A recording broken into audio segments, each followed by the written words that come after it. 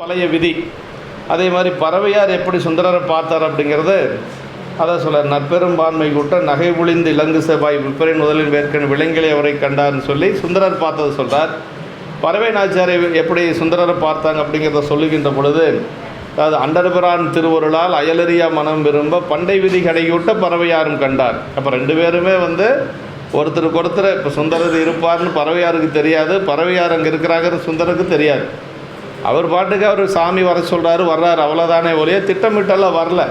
பறவைன்னு ஒருத்தர் அங்கே இருப்பாங்க, அவங்கள பார்க்கலாம் அப்படிங்கிறதெல்லாம் நம்பிகளுடைய எண்ணம் கிடையாது. ஏதோ சாமி வர சொன்னார். தில்லையம்பதியிலிருந்து வழிபாடு செய்து கொண்டு அங்கேயே இருக்கிற பொழுது பண்ணை ஆரூரில் வருக நம்பால்னு பெருமானுடைய ஒரு அசரீரி அதை வைத்து கொண்டு தான் அவர் வர்றார். இப்போ ரெண்டு பேரும் பார்க்குறாங்க. முதல்ல சுந்தரர் பார்க்கிறார். அப்படி சுந்தரர் பார்த்ததுக்கு மேலே திருமலை சிறப்பில் கைலாயத்தில் அந்த மலர் பறிக்கின்ற பொழுது பார்த்த அந்த தொடர்ச்சி இப்போ மீண்டும் வருது. அப்படி அந்த அவரை பார்த்த உடனேயே எப்படி இருக்கிறாங்க அப்படின்னா, அவர் சொல்ல கற்பகத்தின் பூங்கொம்போ காமந்தன் பெருவாழ்வோ பொற்புடைய புண்ணியத்தின் புண்ணியமோ புயல் சுமந்து விற்குவலை பவள மலர் மதிபூத்த விரை கொடியோ அற்புதமோ சிவனருளோ அறியேன் என்ற அதிசயத்தார் என்று சொல்லி சுந்தரர் பார்க்கிறாரு. இது மாதிரி ஒரு பெண்ணை பார்த்ததே இல்லை, இந்த பெண் ஒரு அதிசயமாக இருக்குது எல்லாம் சொல்கிறார். கற்பகத்தின் பூங்கொம்போ, இந்த கற்பக மலர் பூக்கக்கூடிய ஒரு கொம்பு போன்றவளோ, அப்படி காமந்தன் பெருவாழ்வோ, மன்மதனுடைய ஒரு பெருவாழ்வு அடைகின்ற மாதிரி ஒரு அழகான ஒரு பெண் என்று சொல்லி, அதற்கு பிறகு பொற்புடைய புண்ணியத்தின் புண்ணியமோ, புண்ணியம் செய்த ஒரு பயன் இந்த பெண்ணாக பிறந்திருக்குது என்று சொல்லி, அதாவது அழகு என்று சொல்லக்கூடிய அழகான புண்ணியத்தினுடைய ஒரு விளைவாக இந்த பெண் இருக்குமோ, அதை பொற்புடைய புண்ணியம், பொற்புன்னு அழகு அப்படி இருக்குமோ என்று சொல்லி எல்லாம் அம்மா நினைக்கிறார். அதை ஒரு நினைக்கிறார். கடைசி என்ன நினைக்கிறார் அப்படின்னா, சிவன் அருளோ இல்லை, அப்படியெல்லாம் இல்லை, இது பார்த்தா சிவபெருமானுடைய திருவருள் போல் இருக்கிறது என்று சொல்லி மனசில் நினைக்கிறார். அதே மாதிரி அந்த அம்மாவும் பார்க்குறாங்க. பறவை நாச்சியாரும் பார்க்கின்ற பொழுது பறவை நாச்சியார் மனசில் என்ன நினைக்கிறாங்க அப்படின்னா, இவருடைய அழகை பார்த்தா முருகப்பெருமான் தானே, அழகு என்று சொன்னாலே முருகன் இல்லையா, முருகப்பெருமானை போல் இருக்கிறது என்று சொல்லி மனசில் நினைக்கிறாங்க. அப்புறம் முருகன் எல்லாம் இது போல் இந்த மாதிரி செயலெல்லாம் செய்ய மாட்டார் என்று சொல்லி, இப்போ முருகனுக்கு இருக்காது அப்படின்னா மன்மதனாக இருக்குமோ என்று சொல்லி, மன்மதன் எல்லாம் அப்படி இந்த மாதிரி செஞ்சால் என்னுடைய மனம் மாறாது. இப்போ தேவலோகத்திலிருந்து யாராவது வந்திருப்பாங்களா, விஞ்சையர்கள் என்று சொல்லக்கூடிய வித்யாதகர்கள், விஞ்சையர்கள் என்று சொல்லி அப்படின்னு பார்த்தா அந்த மாதிரி வந்தாலும் என்னுடைய மனசு மாறாது. அதனால் யாராக இருக்குன்னா சிவபெருமானுடைய அருள் பெற்றவனாக இருக்கும், ஒரு சிவனடியாராக இருந்தால் தான் என்னுடைய மனம் அப்படி மாறி இருக்குன்னு அம்மாவே ஒரு முடிவுக்கு வர்றாங்க. அதை முன்னே எதிர் தோன்று முருகனோ, தன்னேரில் மாறனோ, தார்மார்வில் விஞ்சையனோ, மின்னேர் செஞ்சடை அண்ணல் மெய்யரில் பற்று உடையவனோ, என்னே என் மனம் தெரிந்த இவன் யாரோ என்று அதிசயத்தார் என்று சொல்லி சேக்கிழ பெருமான் அந்த இடத்த அப்படி சொல்கிறாருங்க. அதாவது வேறு யாராக இருந்தாலும் என்னுடைய மனம் மாறி இருக்காது. ஏன்னா அது சொல்கிறார் சேக்கிழ பெருமானை பறவையாரை சொல்லுகின்ற பொழுது, அண்டர்பிரான் திருவருளால் அயலறியா மனம்னார். அப்படின்னா இது வரைக்கும் வேறு என்ன சிவபெருமானை தவிர, அது ஆரூர் பெருமானை தவிர வேறு எதுவுமே தெரியாது அந்த அம்மாவுக்கு. ஆரூர் பெருமானை தெரியும், பணி செய்ய தெரியும், பாட்டு பாட தெரியும். அங்கே அதுக்கு தகுந்த மாதிரி சாமியினுடைய திருவோலக்கு நடக்கின்ற பொழுது ஆடி பாடி மகிழ்ச்சியாக இருப்பாங்க, அவ்வளோதான். வேறு யாரையும் தெரியாது அந்த அம்மாவுக்கு. அப்படி வாழ்ந்தவர் பறவை நாச்சியார். அப்படி இருக்கிற பொழுது நம்பிகளை பார்த்தார் அப்படின்னா, அதான் அந்த மனசு, அதை என்ன பழைய விதி அப்படிங்கிறது, அதான் பண்டை விதி அப்படின்னு சொல்லி சொல்கிறார். அதே மாதிரி பின்னாடி சங்கிலி நாச்சியாருடைய புராணம் ஏயர்கோன் கலிகமனத்தில் வரும். அதில் எப்படி சொல்கிறார் அப்படின்னா, அதாவது அம்மா மலர் தொடுத்துட்ருக்குறாங்க. அந்த ஒரு கூடாரம் அமைத்து 4 பக்கம் திரைச்சீலை போட்டு அம்மா உள்ள மலர் தொடுத்துட்ருக்குறாங்க. அப்படி மலர் தொடுத்து கொண்டு இருக்கிற பொழுது அந்த தொடுத்த மலரை கொடுக்கறதுக்கு திரையை விளக்குறாங்க. இந்த திரையை விளக்கி அந்த மலர் மாலையை கொடுக்குற பொழுது சுந்தரரை பார்த்துட்றாங்க, அவ்வளோதான். அது மின்னல் போல தான் நடந்துதான். சேக்கிழ பெருமான் சொல்கிறார், அன்பு நாரா அஞ்செழுத்து நெஞ்சு தொடுக்கு அலர் தொடுத்து என்புள் இருக்கும் அடியாரை தொழுது நீங்கி வேறிடத்து முன்பு போல திரை நீக்கி முதல்வர் சாத்தும் பனி நீக்க மின்போல் மறையும் சங்கிலியார் தம்மை விதியால் கண்ணுற்றார் அப்படின்னார். இப்போ அங்கேயும் பார்த்தது என்னென்னா விதி தான். அப்போ அங்கேயும் சங்கிலி நாச்சியார் ஒருத்தர் இருப்பாங்க அப்படின்ட்டுலாம் சுந்தரருக்கு தெரியாது, அதெல்லாம் தெரியாது. பார்த்து அந்த திரையை நீக்கிற பொழுது பார்த்துட்டார். மின்போல் மறையும் சங்கிலியார் தம்மை அப்படின்னார் சேக்கிழ பெருமான். அப்படி ஒரு மின்னல் மாதிரி வந்ததை பார்த்துட்டாரு. பார்த்த உடனே அவர் மனசு மாறிடுச்சு. அப்படி மாறினதுக்கு என்ன காரணம்னா அந்த போன பிறப்பினுடைய தொடர்ச்சி. அப்போ எல்லாமே வந்து சுந்தரர் மற்ற பார்த்த பெண்களையெல்லாம் அப்படி நினைக்கலையே, இந்த 2 பேர்த்த மட்டும்தான் அப்படி நினச்சார். மற்ற பெண்களையெல்லாம் மகளாக நினச்சார். அது கோட்புலி நாயனாருடைய மகள் 13 வயசு பெண்களை வந்து எப்படி நினச்சார்னா மகள் போல தான் நினச்சார். இவருக்கு 16 வயசு, அந்த பெண்களுக்கு 13 வயசு. ஆனால் அந்த பெண்களை எல்லாம் அடிமையாக வைத்து கொள்ளுங்கள் என்று சொல்லித்தான் கோட்புலி நாயனார் கொடுக்குறார். ஆனால் அவர் வந்து அடிமையாக வேண்டாம், மகளாகவே நான் ஏற்றுக்கொள்கிறேன் என்று சொல்லி ஏற்றுட்டாங்க. அப்படின்னா அப்போ சுந்தரருடைய ஒரு அந்த நிலைப்பாடு அப்படிங்கிறது ரொம்ப உயர்ந்த நிலைப்பாடு. அந்த வயசில் அவ்வளவு பக்குவம் அப்படிங்கிறது ஒரு பெரிய அந்த பக்குவம் வந்து வர்றது தான் சுந்தரருடைய ஒரு சிறப்பு. அதுதான். ஆமாம், அந்த மாதிரி இப்போ அப்படி ஒருத்தருக்கு ஒருத்தர் பார்த்துருக்குறாங்க. பார்த்ததுக்கு பிறகு அவர் வந்து இருந்த அடியார்கள்கிட்ட இது யார் அப்படின்னு சொல்லி கேட்கிறார். அப்படி கேட்கின்ற பொழுது அவங்க சொல்கிறாங்க, அதான் அவங்க பேர் வந்து பறவையார். அவங்க எப்படி அப்படின்னா உம்பதரத்தாருக்கும் சேர்வரியார் அப்படின்னாங்க. தேவர்கள் கூட நெருங்க முடியாத அளவுக்கு உயர்ந்த ஒரு நிலையில் இருக்கக்கூடியவர்கள் என்று சொல்லி அப்படி சொல்லுகின்ற பொழுது அவர் மனசில் வந்து கொஞ்சம் ஒரு மனசு வந்து கொஞ்சம் மாறுது. அந்த மாறுகின்ற பொழுது தான் அப்படி இப்போ வந்து இப்போ சென்ற வகுப்பில் நாம் 147வது பாடல் வரைக்கும் பார்த்தோம். வன்தொண்டர் அதுகண்டு என் மனம் கொண்ட மயிலியலின் இந்தொண்டை செங்கனிவாய் இளங்கொடிதான் யார் என்ன அந்தங்கு முன்னின்று அவர் நங்கை பறவையார். இப்போ தான் கேட்குறார் அந்த பெண் யார், ஏன்னா இது வரைக்கும் பார்த்ததில்லை. அதனால் அந்த பெண் யார் அப்படின்னு சொல்லி கேட்கின்ற பொழுது அங்கிருந்து அடியார் பெருமக்கள் என்ன சொல்கிறாங்கன்னா அவர் நங்கை பறவையார், அவருடைய பெயர் பறவையார், சென்று உம்பர்தரத்தார்க்கும் சேர்வரியார், தேவர்கள் கூட அணுக முடியாத அளவுக்கு உயர்ந்த நிலையில் இருக்கக்கூடிய பெண் அப்படின்னு சொல்லி. அதாவது ஏன் இவ்வளோ தூரம் சொல்கிறார் அப்படின்னா அந்த காலத்தில் வந்து கோயிலில் பணி செய்யக்கூடிய பெண்களை வந்து அவங்க வேறு மாதிரி சொல்லுவாங்க. அவங்க வந்து தேவரடியார்கள் அப்படிங்கிற மாதிரி சொல்லுவாங்க. அந்த குலம் வேறு, இந்த குலம் வேறங்க. இது வந்து பதியிலார் குலம் என்று சொல்லக்கூடிய குலம். இவங்க வந்து அந்த ஒரு குலம் எப்படின்னா பரத்தை சேரியர் அப்படின்னு சொல்லி சொல்லுவாங்க. ரெண்டுக்கும் வேறுபாடு இருக்குது. சிவகவுனிய உரையில் நல்லா பிரித்து எழுதுகிறார் ரெண்டையும். பரத்தை சேரியர் அப்படிங்கிறது வேறு, பதியிலார் என்று சொல்லக்கூடியது வேறு. பதியிலார் என்று சொல்லுவது வந்து இறைவனை தவிர வேறு பற்றுக்கோடு இல்லாதவர்கள். அதை பதினா இறைவன், பதி இறைவனைவே பற்றுக்கோடாக கொண்ட பெண்கள் தான் இந்த பெண்கள். அதனால் அதுக்கு இதுக்கு வேறுபாடு இருக்குது. அதை அடியன்ட்டே பல பேர் அந்த மாதிரி கேட்டாங்க. இந்த மாதிரி பறவை நாச்சர் இந்த குலத்தை சார்ந்தவர் அப்படின்னு சொல்கிறாங்க அப்படின்னு. அதுக்கு இந்த மாதிரி தான் விளக்க சொன்னேன். அது வேறு இது வேறு, ரெண்டையும் ஒன்றா வச்சு மயங்கக்கூடாது. இவங்களுடைய நிலைப்பாடு என்னென்னா உருத்தர பல்கணத்தார் அப்படின்னு சொல்லுவாங்க. உருத்தர கணிகியர். உருத்தர கணிகியர் அப்படின்னா திருமணம் செஞ்சுக்க மாட்டாங்க, பெருமானுக்கு தொண்டு செய்வாங்க. வேறு எந்த ஒரு ஆண்களோடு அவங்க வந்து உறவு வச்சுக்க மாட்டாங்க. அப்படி ஒரு குலம் இந்த குலம் என்று சொல்லி அதுதான் அதை உம்பர்தரத்தார்க்கும் சேர்வரியார் அப்படின்னார். மனிதர்கள் மட்டுமல்ல, தேவர்கள் கூட நெருங்க முடியாது. ஏன்னா சுந்தரருக்கு மனைவியாக வரக்கூடிய ஒரு பெண் அந்த மாதிரி ஒரு குலத்தில் இருக்கக்கூடிய பெண்ணாக இருந்தால் வர்றதுக்கு வாய்ப்பு இல்லை. அதனால் அது முதல்லையே சேக்கிழ பெருமான் சொல்லிடுறார் நமக்கு. திருமணத்துக்கு முன்னாடியே அந்த அம்மாவுடைய நிலைப்பாடு என்ன அப்படிங்கிறத சொல்லிடுறார். அது மட்டுமல்ல, எந்த ஒரு ஆண்களையும் இது வரைக்கும் அவர் பார்த்ததே இல்லை அந்த அம்மா. ஆமாம், அண்டர்பிரான் திருவருளால் அயலறியா மனம் விரும்ப, அப்படி இருந்த மனம் அம்மாவுக்கு பண்டை விதி கிடைக்கி விட்ட பறவையாரும் கண்டார் அப்படின்னு. அவன் ஏன் இவ்வளோ தூரம் சொல்கிறேன்னா நமக்கு அந்த ஒரு எண்ணம் வந்துடக்கூடாது. பரத்தை சேரியர் அப்படிங்கிறது வேறு, இறைவனுக்கு தொண்டு செய்யக்கூடிய பெண்கள் என்பது வேறு. அந்த காலத்தில் ரெண்டுமே இருந்திருக்குது. ஆமாம், அந்த காலத்தில் ரெண்டுமே இருந்திருக்கு. இப்படி வந்து இப்போ தான் கேட்குறாரு அடியார்கள், அதுக்கு சொல்கிறாங்க.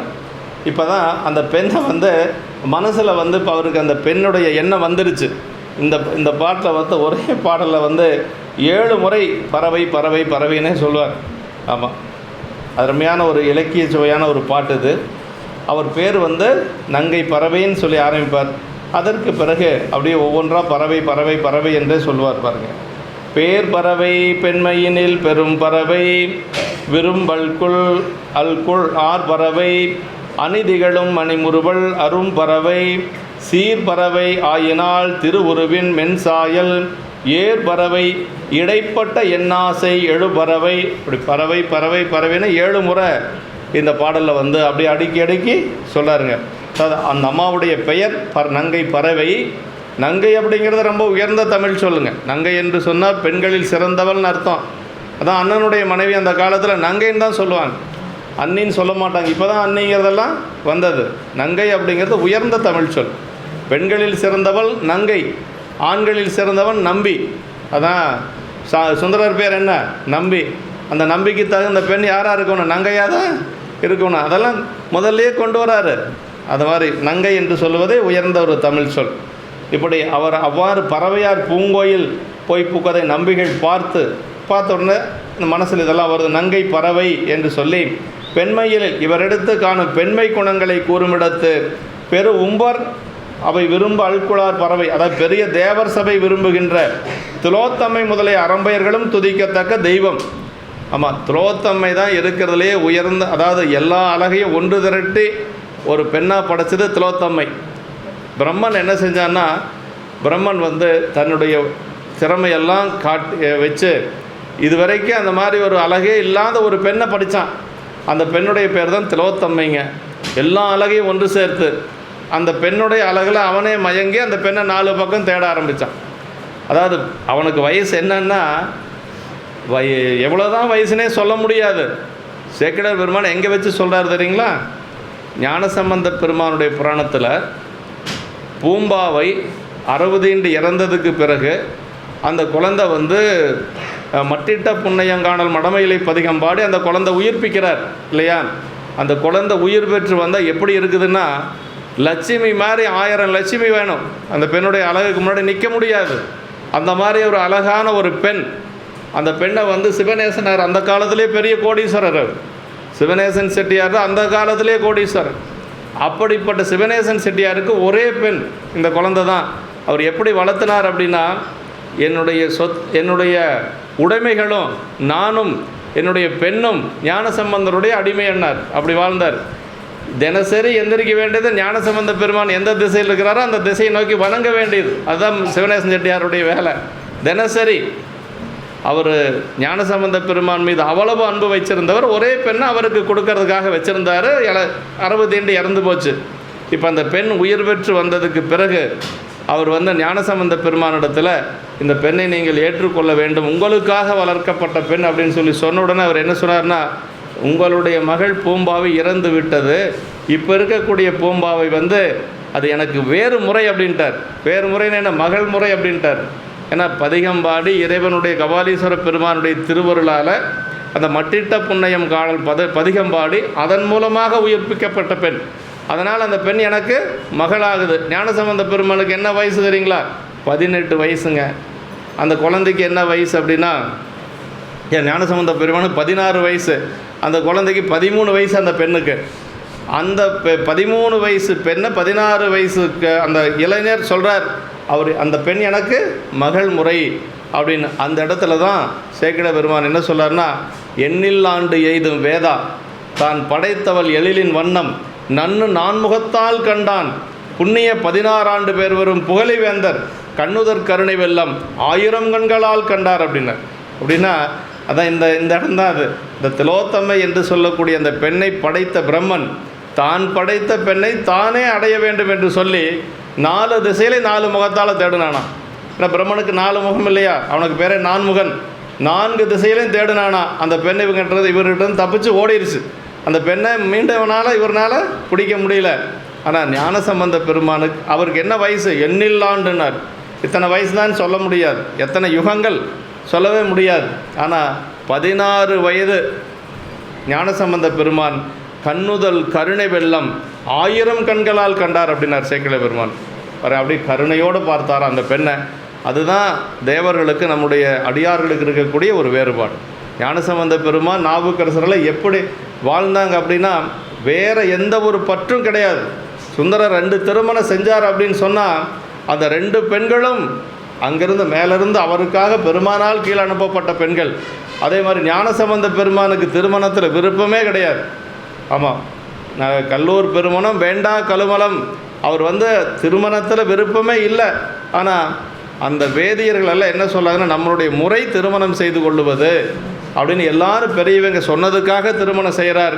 அந்த திருமணம் செஞ்ச அந்த திருமண வேள்வியில் அந்த பெண்ணுடைய கை பற்றி கொண்டு அப்படியே பெருமான் திருவடிக்கு போயாச்சு. உலக வாழ்க்கையை அனுபவிக்கல அவர் பெருமானுடைய திருவடியில் தான் இருந்தவர். அதனால் அந்த உலக வாழ்க்கையே அவர் இல்லை. அந்த திருமண வேள்வியில் அந்த பெண்ணுடைய கையை பிடித்து அப்படியே வலமாக வர்றார். அந்த ஆச்சால்புரம் முழுக்க ஒரே சோதி பிளம்பாக இருக்குது. வந்த திருமணத்தில் வந்து அத்தனை பேரும் அங்கே அந்த திருமணத்தில் அனுப்புனதுக்கு பிறகு கடைசியாக இவங்க 2 பேரும் அந்த பெண்ணுடைய கரத்தை பற்றி கொண்டு அந்த சோதியில் புகுந்து அவர் வந்து பெருமான் திருவடி அடைந்தார். நமக்கு பெரிய புராணம் சொல்லுது. அப்படின்னா இந்த எப்படி இருக்கிறாங்கன்னா, இப்போ பரவினாச்சார் அந்த பிரம்மனால் படைக்கப்பட்ட திலோத்தமையை விட அழகு பொருந்தியவராக இருக்கிறாங்க. அதுக்காக சொல்கிறார். அப்படி அந்த பெரிய தேவர் சபை விரும்புகின்ற திலோத்தமை முதலிய அறம்பெயர்களும் துதிக்கத்தக்க தெய்வம். அது மட்டுமல்ல, அந்த திலோத்தமை போன்ற பெண்களும் பறவையாரை பார்த்து வணங்குவாங்களாம். அவ்வளவு சிறப்புடையவர். ஏன் இவ்வளோ தூரம் சொல்கிறாங்கன்னா, மனைவியாக வர்றது யாருக்கு? சிவபெருமானுடைய தோழராக இருக்கக்கூடிய சுந்தரருக்கு. கொஞ்சம் கூட நாம் வந்து மாற்றி நினச்சிட கூடாதுங்கிறதுல சேக்கிழார் பெருமான் கவனமாக இருக்கிறார். அப்படி அவர் என்னென்னு சொல்கிறார், அநீதிகளும் மணிமுறுவல் அரும்பர் அவை அப்படி மேலே தொங்கிய மூங்கில் அணியில் உள்ள முத்துக்களினும் மேம்பட்டு விளங்கும் அழகிய பல்வரிசையோ இல்லை முல்லை அரும்புகளோய் சீர்பறவை ஆயினால் என்று லக்குமியும் சீர்பறவைனா லக்குமியை போல லக்குமியை விட சிறந்த ஒரு பெண்ணாக இருக்கிறாள் என்று சொல்லி சொல்கிறாருங்க. லக்குமியும் விரும்பும் அழகுடையார். லட்சுமிக்கே வந்து அந்த பெண்ணை பார்த்தா ரொம்ப பிடிக்கும். அந்த மாதிரி ஒரு அழகு. திருவுருவு இன் மென் சாயல்னா கண்டாரால் விரும்பப்படும் தன்மை நோக்கமுடைய இவரது உருவத்துடைய இனிய மெல்லிய சாயலின் அப்புறம் ஏற்பறவை இடைப்பட்ட அப்படின்னா அழகிய பரவுதல் இடையில் அகப்பட்ட என்னுடைய ஆசை எனது விருப்பமானது எடுகடல் போன்றது என்று சொல்லி, அப்போ இப்படி இருக்கக்கூடிய அந்த பெண் மேலே இப்போ எனக்கு ஒரு ஆசை இருக்குது என்று சொல்லி, என்னுடைய ஆசை எப்படின்னா 7 கடலை போல என்னுடைய ஆசை இருக்கிறது என்று சொல்லி சுந்தரர் வந்து மனசுக்குள்ளே நினைக்கிறார். விளக்க உரையில் பறவை தலைவனுக்கு தலைவியனது பெயர் கேட்டாலும் அதில் ஒரு விருப்பம் நிகழ்வது. அதாவது பெயரே தெரியாது, அந்த பெண்ணை பார்த்தாரு, காதல் கொண்டார். இப்போ பெயர் தெரிஞ்சதுனால இன்னும் கொஞ்சம் அன்பு அதிகமாகுது. இது அகத்துறையில் வந்து இதெல்லாம் வந்து ஒரு உண்மை என்று சொல்லி சொல்கிறார். அவ்வாறே பறவையார் என்ற பெயர் கேட்டாலும் நம்பிகள் நாவலர் காவலராதலின் அப்பெயர் சென்று விருப்பத்தை இவ்வாறு அறிவிக்கின்றார் என்று சொல்லி, ஒரு பாட்டில் 7 பறவை அடக்கிய நாவலர் என்று சேக்கிழார் பெருமானை மகாவித்வான் மீனாட்சி சுந்தரம் பிள்ளை பாராட்டுறார். ஒரே பாடலில் 7 முறை அந்த பெயரை பறவை பறவை பறவை. வேறு எந்த இலக்கியத்தில் இப்படியெல்லாம் பார்க்க முடியாது. இது வந்து ஒரு பெரிய ஒரு சுவையான ஒரு இடம் என்று சொல்லி மகாவித்வான் மீனாட்சி சுந்தரம் பிள்ளை, அது திருச்சிராப்பள்ளி, அவர் தான் வந்து சேக்கிழார் பிள்ளைத்தமிழ் எழுதியவர். அவர் வந்து இந்த இடத்த ரொம்ப பாராட்டி எழுதியிருக்கிறார். இதில் உள்ள பறவை 7 என்பதை ஆசிரியர் என்னாசை 7 பறவை என்று முடித்து இரட்டொரு மொழிந்து காட்டியதும் ஒரு அழகு என்று சொல்லி, என்னாசை 7 பறவையின் ஆசிரியர் வந்து சுந்தரருடைய வாக்கில் வச்சு சுந்தரருடைய மனநிலையாக வச்சு, இப்போ சேக்கிழார் பெருமானுக்கு என்னாசை 7 பறவை அப்படின்னா அவருடைய ஆசையும் இப்போ இதை சொல்கிறதுல வந்து அவருக்கு ஒரு ஆசை. அப்படி வந்து என்னாசை 7 பறவை என்று முடித்து இரட்டுற மொழிந்து காட்டியதும் ஒரு அழகு என்று சொல்லி, 7 பறவைன மதியை காண எழுகின்ற கடல் என்று கொண்டு கரை கடந்து பொங்கும் கடல் போன்றது. அதாவது என்னாசை 7 பறவை அப்படிங்கிறது அதை மதியை காண, அதாவது சந்திரனை காண்பதற்காக அந்த கடல் வந்து பொங்கி எழுந்தது போல ஒரு ஆசை என்று சொல்லி சொல்கிறாருங்க. அதே மாதிரி பறவை இடைனா பரவுதலை கொண்ட தன்மையினிடத்து என்று சொல்லி, இவள் பேர் பறவை, இவளது பெண்மை குணங்களை பற்றி பேசுகின்ற இவர் திலோத்தமை முதலிய தேவ பெண்களும் தொழக்கூடிய ஒரு தெய்வம் போன்றார். முல்லை எறும்பு போன்ற முறுவலையுடையார், லக்குமி விரும்பும் அழகு பெற்றவர் என்று சொல்லி, இவரது சாயலாகிய பரப்பிலே பட்ட எனது ஆசை 7 கடலினும் பெரியதாய் வளர்கின்றது என்பது சொல்லி திரண்ட ஒரு பொருள் என்று சொல்லி, பெரு உம்பரபைனா தேவர்களுக்கு தாய் போன்றவள் என்றெழுமாம் என்று சொல்லி சொல்லாருங்க. இதே மாதிரி ஒரு இடம் வந்துங்க எங்கே வருதுன்னா 2 இடத்துல வருது. திருநீலகண்ட நாயனார் புராணத்தில் ஒரு இடத்துல வருது. அதாவது திருவினும் உருவம் மிக்கால் அப்படின்னு சொல்லி வரும். திருவினும் உருவம் மிக்கால் தேனமர் கமலப்போதின் திருவினும் உருவம் மிக்கால். அவர் வந்து பரத்தைவால் போனார், யார்? திருநீலகண்ட நாயனார். ஆனால் அம்மா எப்படி அப்படின்னா, அம்மாவை பற்றி சொல்லுகின்ற பொழுது அவர் இன்பத்துறையில் எளியவரானார் இளமை மீதூர இன்பத்துறையில் எளியரானார்னு சொல்லி சேக்கிழார் பெருமான் நாயனாரை சொல்கிறாரு. அந்த அம்மாவை பற்றி சொல்லுகின்ற பொழுது என்ன சொல்கிறாருன்னா, தேனமர் கமலப்போதின் திருவினும் உருவமிக்கால்னார். அப்படி திருவின்னா லட்சுமி விட சிறந்த பெண். கற்பில் எப்படின்னா, வசிஷ்டருடைய மனைவி இருக்கிறாங்க பாருங்கள், அவங்கள விட கற்பில் சிறந்தவரா, அவங்கள விட இல்லை, அவங்கள விடன்னு சொல்ல தப்பாயிடும், அவங்களை போல அருந்ததி கற்பின் மிக்கார் அப்படிம்பார். அருந்ததியை போல கற்பிலே சிறந்தவள் என்று சொல்லி நாயனார் இப்படி சொல்லிவிட்டு அடுத்த பாட்டிலே என்ன சொல்கிறாருன்னா, அம்மா அண்ணா எந்த அழகு இல்லாமல் இது இருந்திருப்பாங்களோ அப்படியெல்லாம் இல்லை, லட்சுமியை விட சிறந்த அழகு, கற்பில் அருந்ததியை போல கற்பில் சிறந்தவள். ஏன்னா வசிஷ்டருடைய மனைவி அருந்ததி தான் கற்பிலை சிறந்தவள், அதுக்கு மேலே இன்னொன்று சொல்லக்கூடாது, அது இலக்கண பிழையாயிரும். அதனால் சேக்கிழார் பெருமான் எப்படி சொல்கிறார்னா, லட்சுமி அந்த அருந்ததியை போல கற்பில் சிறந்தவள் அப்படின்னு சொல்லுவார். அதே மாதிரி இயல்பகை நாயனாருடைய புராணத்தில் ஒரு இடம் வரும். அந்த அடியாருக்கு தன்னுடைய மனைவியை அவர் கொடுக்கிறார். உன்னை இம்மெய்த்தவருக்கு கொடுத்தனன் அப்படின்னு சொல்கிறார். அப்படி கொடுக்கின்ற பொழுது அப்படி அம்மா என்ன சொல்கிறாங்க அப்படின்னா, நீ உரைக்கும் வார்த்தையல்லால் வேறு உரிமையுள்ளதோ எனக்கு, என் உயிருக்கு ஒரு நாதா அப்படின்னு சொல்கிறாங்க. என் உயிருக்கு ஒரு நாதா, நீ உரைக்கும் வார்த்தையல்லால் வேறு உரிமையுள்ளதோ எனக்கு. நாங்கள் ஒரு மனைவியை பார்த்து நீ அந்த அடியாரோட போன்னு சொன்னதுக்கு பிறகு கூட அந்த அம்மா என்ன சொன்னாங்கன்னா, அப்படி சொன்னாங்க, எனக்கு உங்களுடைய வார்த்தையை தவிர, அதை கடைபிடித்து ஒழுகுவதை தவிர வேறு எனக்கு என்ன உரிமை இருக்குது என்று சொல்லி மகிழ்ச்சியாக ஏற்றுட்டாங்களாம். அப்புறம் ஒரு திகைப்பு தான் அம்மாவுக்கு. சரி, இவர் திருமணம் செய்கின்ற பொழுது நம்முடைய கணவன் அக்னி சாட்சியாக இந்த பெண்ணை நான் எல்லோரும் பார்க்க நான் நல்லபடியாக வைத்து வாழ்வேன்னு சொல்லி எல்லாம் அக்னி சாட்சியை திருமணம் செஞ்சு தானே நம்மளை திருமணம் பண்ணார். அந்த ஒரு சொல்லுக்கு இழுக்கு வந்துடுமோ? இன்னொன்று, இப்படி அடியார் போல் யாராவது வேடமிட்டு கொண்டு இப்படி செய்திருப்பாங்களோ? அடியாரெல்லாம் அப்படி கேட்க மாட்டாங்க. அப்படியெல்லாம் அந்த அம்மா சிந்திக்கிறாங்க. அப்போ என்ன சொல்வார்னா, அந்த அம்மாவுடைய மனநிலையை திகைத்து நின்றனால் திருவினும் பெரியாள் அப்படிம்பார். திகைத்து நின்றனால் திருவினும் பெரியாள்பார். எல்லாம் வணங்கி போகிறதுக்கெல்லாம் தயாராச்சு, இருந்தாலும் ஒரு திகைப்பு. ஏன்னா பெண் அப்படிங்கிறது ஒன்று இருக்குது இல்லையா, அந்த பெண்மை குணம் அப்படிங்கிறது ஒன்று. திகைத்து நின்றால் திருவினும் பெரியாள்னு அதுக்கு உரையாசிரியர் என்ன சொல்கிறாருன்னா, திருவினும் பெரியாள் அப்படிங்கிற இந்த இடத்துல லட்சுமியை விட சிறந்த பெண் அப்படின்னா அதுக்கு உரையாசிரியர் என்ன சொல்கிறாரு, லட்சுமிங்கிறது செல்வம் தானே. செல்வம் எப்படி இருக்கும்? நல்லவங்கிட்டையும் போகும், கெட்டவங்கிட்டையும் போகும். அது யாருன்னெல்லாம் பார்க்காது. அது நல்லவங்கிட்ட விட கெட்டவங்கிட்ட தான் அதிகமாக இருக்குது இப்போ செல்வம். அதை வச்சு தான் அவன் பண்ணையுமே பண்ணிகிட்ருக்கிறான் இல்லையா.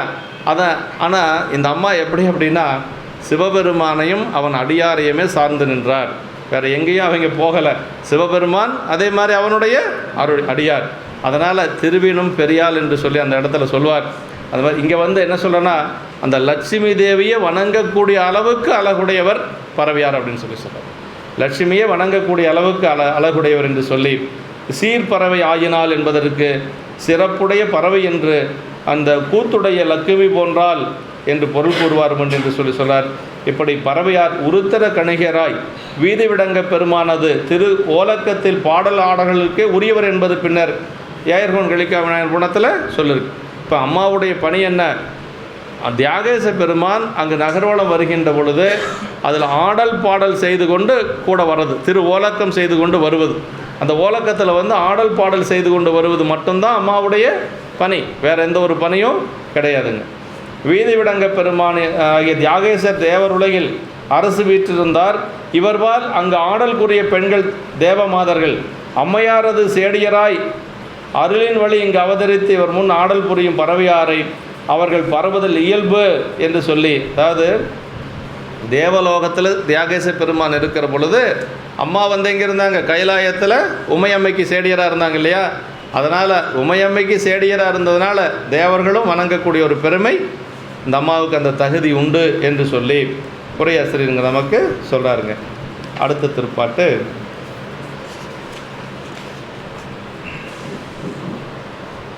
என்றிணைய பல நினைந்து எம்பெருமான் அருள் வகையால் முன் தொடர்ந்து வருங்காதல் முறைமையினால் தொடக்குண்டு நன்றனையால் கொண்டவர்பால் நன்னுவன் என்று உள்மகிழ்ந்து சென்றுடைய நம்பியும் போய் தேவர் பிரான் கோயில் புக பார்த்தாரு.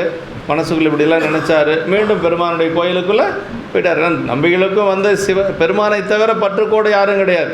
பெருமானையே பற்றாக பற்றி நின்றவர் நம்முடைய சுந்தரர். அதில் எல்லாம் எந்த ஒரு மாற்று கருத்தும் இல்லை. அதாவது 2 கண்ணும் போனதுக்கு பிறகும் கூட அவர் என்ன பெருமான்ட்ட என்ன சொன்னார்னா, பிழைப்பனாகிலும் திருவடி பிழையேன், வழிக்கு வீழினும் நின் திருப்பெயரல்லால் மற்றொரு அறியன் மறுமாற்றம், ஒழுக்க எண்கண்ணுக்கு ஒரு மருந்துரையாய் ஒற்றியூரெனும் ஊருரைவானேன்னார் திருவொற்றியூரில். 2 கண்ணும் போனதுக்கு பிறகு நாம் பெருமான் அப்படி வழிபாடு செய்வோமா அப்படின்னா கண்டிப்பாக அது வாய்ப்பே இல்லைங்க. ஏன்னா இது சாமியே இல்லைன்ட்டு நம்ம ஓடி போயிடுவோம் இல்லையா. ஆனால் சுந்தரர் 2 கண்ணும் போனதுக்கு பிறகும் கூட அப்போ சொல்கிறார், அப்போ பாடுறார், அது பிழைப்பனாகிலும் திருவடி பிழையன்னார், வழிக்கு வீழினும் திருப்பெயரலால், வேறு எந்த ஒரு இதுவும் அவர் வாயிலிருந்து வரலை. அப்படின்னா சரி பரவாயில்ல, 2 கண்ணு இல்லை, நடந்து போகிறதுக்கு ஒரு கையில் ஒரு ஊன்றுகோல் வேணும். அந்த ஊன்றுகோல் கூட வேறொருத்தர்கிட்டையும் கேட்கல, கூட இருந்த அடியார்கள்கிட்ட கூட கேட்கல, சாமிகிட்ட தான் கேட்டார். அதுதான் சுந்தரருடைய ஒரு பெரிய ஒரு உரைப்பு. அந்த ஒரு உரைப்பினால தான் சுந்தரரை சொன்னதெல்லாம் சாமி கேட்டார். சும்மா கேட்டுருவாரா? ஒரு மனைவியினுடைய வீட்டுக்கு தூது செல்லுவதற்கு சாமி நானே தூதுவனாக போகிறேன்னார். அவன் நானே தூதுவனாக சென்று பறவையாரிடம் செல்வேன் என்று சொல்லி போனார். அப்படி போகிறார் அப்படின்னா அந்த அன்பு தான் காரணம், வேற ஒன்றும் கிடையாது. பெருமான் மீது வைத்திருந்த அன்பு கொஞ்சம் கூட குறையாமல் இருந்தார். இப்படி தேவர்பிரான் கோயில் மேலே குறித்தபடி பாராட்டி இவை போன்ற பல எண்ணங்களையும் நினைத்தவராய், பறவையாரை பற்றி அந்த எண்ணங்களெல்லாம் நினைத்தவராய், எமது இறைவன் அருளிய அந்த வழியினாலே முன்னிருந்தே தொடர்ச்சியாய் வரும் காதலாகிய அந்த தொல் விகுதியினாலே கட்டுப்பட்டவராய், அந்த காதலாகிய அந்த தொல் விகுதியின கட்டுப்பட்டவராய், நன்றாக என்னை ஆளாக கொண்ட இறைவனிடத்தை சென்று சேர்வேன் என்ற கருத்துடனே உள்ளத்திலே மகிழ்ச்சியுடன் செல்வாராய் ஆளுடைய நம்பிகளும் போய் தேவதேவனாகி இறைவரது திருக்கோயில் புகுதலும். பெருமானுடைய திருக்கோயிலுக்குள்ளே போய் அப்படியே பெருமானை வழிபாடு செய்வதற்காக நம்பிகள் உள்ளே போகிறார். அருள் வகையால் முன்தொடர்ந்து வரும் காதல் முறைமையினார். அப்படின்னா அருள் வகையால் முன் செய்து, இது ரொம்ப முக்கியம். இவரெல்லாம் ஒன்றும் அந்த பெண்ணை பார்க்கணும் அப்படிங்கிறதெல்லாம் இல்லை. இந்த காதல் எப்படின்னா அருள் வகையால் வந்தது, பெருமானுடைய திருவருளால். அவன் என்ன சொன்னார் அந்த திருமலையில், அந்த 2 பெண்களையும் நீ பார்த்துட்ட, அவன் மெல்லியலாருடன் சென்று காதல் இன்பம் கலந்து அணைவாய் அப்படின்னார். சாமி சொன்னோட ஒரு கூட்டுறது. நீ போய் அந்த 2 பெண்களோட திருமணமெல்லாம் செய்து அதற்கு பிறகு மீண்டும் என்னுடைய இடத்துக்கு இங்கே வா அப்படின்னு சொல்லி சொன்னார். அதுதான் அப்போ அருள் வகையால் முன் தொடர்ந்து வரும் காதல் என்று சொல்லி சொல்கிறாருங்க மறைவர். திருமலை சருக்கத்தில் கூறியவாறு திரு கைலாயத்த நிகழ்ச்சியினாலே சிவபெருமானது ஆணை வழியே தொடர்பு பற்றி வருவது நம்பி தொடக்குண்டமை அருள் பற்றிய தொடர்பை அன்றி பிற ஆன்மாக்களைப் போல பிறவி தொடக்கு அல்ல. நம்மெல்லாம் அந்த மாதிரி மயங்கி நிற்பது அப்படிங்கிறது நமக்கெல்லாம் பிறவி தொடக்கு, பிறப்பினால் வரக்கூடிய இந்த பிறப்பின் சார்பினால் வரக்கூடிய குற்றம். ஆனால் அவங்களுக்கெல்லாம் அப்படி அல்ல, அது இறைவனுடைய திருவருள் ஆணையால் நிகழ்ந்தது. அது நம்ம மனசில் வச்சுக்கணும். என்ன சத்தங்க? இதை அடிக்கிறேன். சரி. தொடக்குண்டாருக்கு வருந்தலே முறையாயினும் தம்மை ஆட்கொண்ட பெரியானை நினைக்கவே அதை மகிழ்ச்சி உண்டாக்கியது என்று சொல்கிறார். அதாவது அந்த காதல் தொடக்கொண்டவர்களுக்கு கொஞ்சம் வருத்தம் இருக்கும். ஆனால் பெருமானை நினைக்கின்ற பொழுது அந்த வருத்தமெல்லாம் சுந்தரருக்கு போயிடுச்சு அப்படின்னு சொல்கிறார். உள் மகிழ்ந்து அப்படின்னு சொன்னார். நன்றி என ஆட்கொண்டவர், நன்றாக எனது நன்மையின் பொருட்டே என்னை திருவெண்ணை நல்லூரில் ஆளாக கொண்டவர், ஆட்களுக்கு தமக்கென்று செயல் செய்து கொள்ளும் உரிமையும் வலிமையும் இல்லையாதலின் ஆளாய் கொண்டவுடன் ஒரு மனம் விளக்கப்பட்டது. அதாவது ஒருத்தருக்கு நம்ம அடிமை ஆகிட்டோன்னு வச்சுங்களேன், நமக்கு சுதந்திரம் கிடையாது.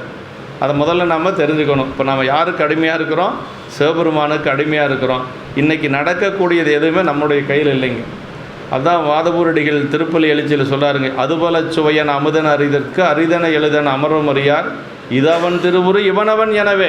பார்த்தீங்களா? இது அவன் திருவுரு இவனவன் எனவே எங்களை ஆண்டு கொண்டு இங்கெழுந்தருளும் மது வளர் பொழில் திரு உத்தரகோசம் மங்கையுள்ளாய் எதியமை பணி கொடுமாறது கேட்போம் எம்பெருமான் பள்ளி எழுந்தருளாய் என்று. இன்றைக்கி நான் செய்யக்கூடிய செயல் அத்தனையும் உன்னுடைய திருவருள். நான் இன்றைக்கி என்ன செய்யணுங்கிறது நீ எனக்கு பணி செய்கிறதுக்கு பணி சொல்ல, நான் செய்கிறேன். அவ்வளோதான் பெருமானுக்கு நம்மளுக்கு இருக்கக்கூடிய ஒரு வள்ளல். பெருமான் நல்லா பாடினார் ஒரு பாட்டில், 5ஆம் திருமுறையிலே 6ஆம் திருமுறையிலே வரும். என்ன சொன்னார்னா, பாட்டுவித்தால் பாடுகின்றேன், பணிவித்தால் பணிகின்றேன், பதியேன் என்னை கூட்டுவித்தால் கூடுகின்றேன், குலைவித்தால் குலைகின்றேன், குறித்த ஊனை ஊட்டுவித்தால் உண்கின்றேன், உறங்குவித்தால் உறங்குகின்றேன், உறங்காது ஆட்டுவித்தால் ஆடுகின்றேன், சிறியேனால் ஆவது என்னே என்று சொல்லி அப்படியே அந்த பெருமானிடத்தில் வந்து எல்லாமே இன்றைக்கி நம்ம செய்யக்கூடிய செயல்கள், நம்மளுடைய நிலை எல்லாமே வந்து பெருமானுடைய திருவருள் தான். அதனால் அதுக்காக நம்ம ஒன்றும் வருத்தப்படணுங்கிற அவசியம், எந்த ஒரு செயல் நடந்தாலும் இறைவனுடைய திருவருள் தான் என்னை நடத்துகிறது அப்படிங்கிற எண்ணம் வந்துருச்சுன்னா நமக்கு வருத்தம் இல்லை. இது என்னுடைய முயற்சியால் நடக்குது அப்படின்னு நினச்சோன்னா வருத்தம் தான், வாழ்க்கை பூரா வருத்தம் தான். அதில் ஒன்றும் சந்தேகமே இல்லை. இப்படி ஆகிப்போச்சு, அப்படி ஆகிப்போச்சு, அப்படி இருந்தால் இப்படி இருப்பேன், இப்படி இருந்தால் அப்படி ஆகிருப்பேன், ஒன்றும் ஆகாது. எப்படி இருக்கிறோமோ அப்படி தான் நம்மளுடைய விதி. அது சாமி எழுதப்பட்டது இல்லைங்களா? இது இறைவனால் நமக்கு கொடுக்கப்பட்டதை வழிய இல்லை. இப்படி இருந்திருந்தேன்னு வச்சுங்களேன், நான் அப்படி இருந்திருப்பேங்க, என்னுடைய நிலைமை நான் இப்படி வந்து அதெல்லாம் ஒன்றும் கிடையாது. இப்படி தான் இருக்கணுங்கிறது ஆல்ரெடி ஃபிக்ஸடு, அவ்வளோதான். அவன் எதுவுமே நம்மளுடைய எண்ணத்தில் இல்லைங்க. அதுதான் உண்மை. அது புரிஞ்சுட்டா போதும், வேற ஒன்றும் இல்லை. அதுதான் பெரியவங்க வந்து நம்மளுடைய அப்பர் சாமி அதானே சொல்கிறார், ஆட்டுவித்தால் ஆரொருவர் ஆடாதாரோ, அடக்குவித்தால் ஆரொருவர் அடங்காதாரோ, இப்போ கூட்டுவித்தால் ஆரொருவர் கூடாதாரோ, குலைவித்தால் யாரொருவர் குலையாதாரோ, பாட்டுவித்தால் ஆரொருவர் பாடாதாரோ, பணிவித்தால் யாரொருவர் பணியாதாரு. அப்புறம் கடைசியாக சொல்கிறார் பாருங்க, காட்டுவித்தால் ஆரொருவர் காணாதாரு, கண்ணுதலாய் காட்டாக்கால் காட்டுவித்தால் ஆரொருவர் காணாதாரு, கண்ணுதலாய் காண்பாரார் கண்ணுதலாய் காட்டாக்காலை. அவன் காட்டலினா நம்மளால் காண முடியாது. அவன்தான் எல்லாம் நம்மளை நடத்துகிறான், அதான் சொல்கிறது. அப்படி இல்லைன்னா நம்மளுடைய முயற்சியில் நடக்கிற மாதிரி இருந்தால் நம்ம நினைக்கிறதெல்லாம் நடந்துடும் இல்லையா? அப்படியெல்லாம் எதுவும் நடக்காது. நம்ம என்ன நடக்கணுங்கிறத ஏற்கனவே சாமி முடிவு பண்ணி வச்சிட்டார். ஆமாம், அதனால் எதுக்கும் நம்ம வருத்தப்படணுங்கிற அவசியம் இல்லை. நமக்கு உண்டான அந்த ஷிப்பை வந்து முதல்ல அந்த கர்ப்பப்பையிலிருந்து வெளியில் வரும்பொழுதே சாமி போட்டு தான் அனுப்புகிறாரு. அதுதான் நடக்குமே வெளியே புதுசாக எல்லாம் பக்கத்து வீட்டுக்காரனுடைய ஷிப்பெல்லாம் நமக்கு ஒன்றும் வேலை செய்யாது. அவன் நல்லா இருக்கிறான்னா அவனுடைய டெபாசிட் இருக்குது, அவன் எடுத்து செலவு பண்ணுறான். நமக்கு டெபாசிட் இல்லைன்னா கடனை வாங்கி உழைச்சி தான் சாப்பிட்டாகணும். அவனுடைய நல்வினை அவனை காப்பாற்றுது, நம்ம என்ன செய்ய முடியும்? அதனால் எதுக்கும் கவலைப்பட்டுக்க வேணுங்கிற அவசியம் இல்லை. ஆளுக்கு வேண்டுவனவற்றை அவனை ஆளா கொண்டவனே செய்தல் வேண்டும் என்ற முறையை குறிக்க என்னை ஆட்கொண்டவர்வால் நண்டுவன்னார். பாருங்கள், இதான் சுந்தரனுடைய நிலைங்க. அதாவது என்ன சொல்கிறார் அப்படின்னா, எனக்கு எந்த உரிமையும் இல்லை, அதுக்கு மேலே பெறக்கூடிய வலிமையும் எனக்கு இல்லை. என்ன செய்யணும்? எனக்கு என்னென்னா ஆளுக்கு வேண்டுவனவற்றை அவனை ஆளா கொண்டவனே செய்தல் வேண்டும். நம்மளுடைய எஜமான ஒருத்தர் இருக்கிறாருன்னா, நம்ம வேலைக்காரன், என்னுடைய எஜமான எனக்கு செய்யணும் இல்லையா? எனக்கு என்ன வேணுங்கிறது அவனுக்கு தெரியும். அதான் வாதபுரடியில் வேண்டத்தக்க தரிபோயின்னு வேண்ட முழுதும் தருபோயினார். இதெல்லாம் திருமுறைகள் எதுக்கு நமக்கு அப்படின்னா, நம்மளை பக்குவப்படுத்திக்கிறதுக்கு தான் திருமுறை. வேறு யார்கிட்டையும் போய் கேட்க வேண்டாம், நம்மளே பக்குவப்படுத்திக்கலாம். அதுதான் திருமுறை அதுக்கு நமக்கு. உடைய நம்பினர் அப்படின்னு ஆளுடைய நம்பினர், பெருமானுக்கு ஆளான் தன்மையுடைய நம்பி, ஆட்கொண்டவர் என்றதற்கேற்ப உடைய நம்பி அப்படின்னு சொல்கிறார். நம்பியும் பறவையார் புகுந்தது போல் நம்பியும் புக என்று சொல்லி, பறவையார் எப்படி உள்ள கோயிலுக்குள்ளே போனாங்களோ அதே மாதிரி நம்பிகளும் உள்ளே போய் பெருமானை வழிபாடு செய்கிறாங்க. அடுத்த திருப்பாட்டு. பறவையார் வளங்கொண்டு பணிந்தேத்தி முன்னரே புறவலனார் கோயிலினின்று ஒரு மருங்கு புறப்பட்டார் விரவு பெறும் காதலினால் மெல்லியலார் தமை வேண்டி அரவின் ஆரம் புனைந்தார் அடிபணிந்தார் ஆரூரர். பெருமானுடைய திருவடியை வணங்குறார், புற்றிடம் கொண்ட பெருமானுடைய திருவடியை வணங்குறாருங்க. அதான் சொல்கிறார் இதில். அதாவது பொற்கோயில் போய் உள்ளே புகுந்து, அந்த பொற்கோயிலில் உள்ளே புகுந்து பறவையார் அதனை வளமாக வந்து இறைவனை தொழுது, பறவையார் வந்து அப்படியே பெருமானை வளமாக வந்து இறைவனை தொழுது துதித்து தன்னுடைய வழக்கப்படி வழிபாடை முடித்து கொண்டு போகிறாங்க. வாங்கய்யா சார். அப்படி தன்னுடைய வழிபாட்டை முடித்து கொண்டு அப்படியே பறவையார் செல்லுகின்ற பொழுது நம்பிகள் கோயில் புகும் முன்பே இறைவனது திருக்கோயிலிருந்து வேறொரு பக்கமாக வெளிச்சென்றார். அவங்க பாட்டுக்கு அவங்க சாமி கும்பிட்டு போயிட்டாங்க, இவர் பாட்டுக்கு இவர் கும்பிட்டு வந்துட்டார். ரெண்டு பேரும் ஒருத்தருக்கு ஒருத்தர் பார்த்துட்டாங்க. ஆனால் மீண்டும் வந்து அப்படி துரத்தை பிடிச்சி போகணுங்கிறதெல்லாம் அப்படி இல்லை. அம்மா அப்படி வந்தால் நம்ம இப்படி குறுக்க போய் பார்க்கலாம், அந்த மாதிரியெல்லாம் அவர் நினைக்கல. அவங்க பாட்டுக்கு அவங்க போயிட்டாங்க, இவங்க பாட்டுக்கு இவங்க போயிட்டாங்க, அவ்வளோதான். நம்மால் என்ன பண்ணுவான், சரி வளமாக வந்தால் நம்ம இடமா போனால் எதிரில் பார்க்கலான்னு, அப்படியெல்லாம் அவங்க எல்லாம் பார்க்கலை. பெருமானுடைய திருவருளாக கருதுகிறாங்க, அவ்வளோதாங்க.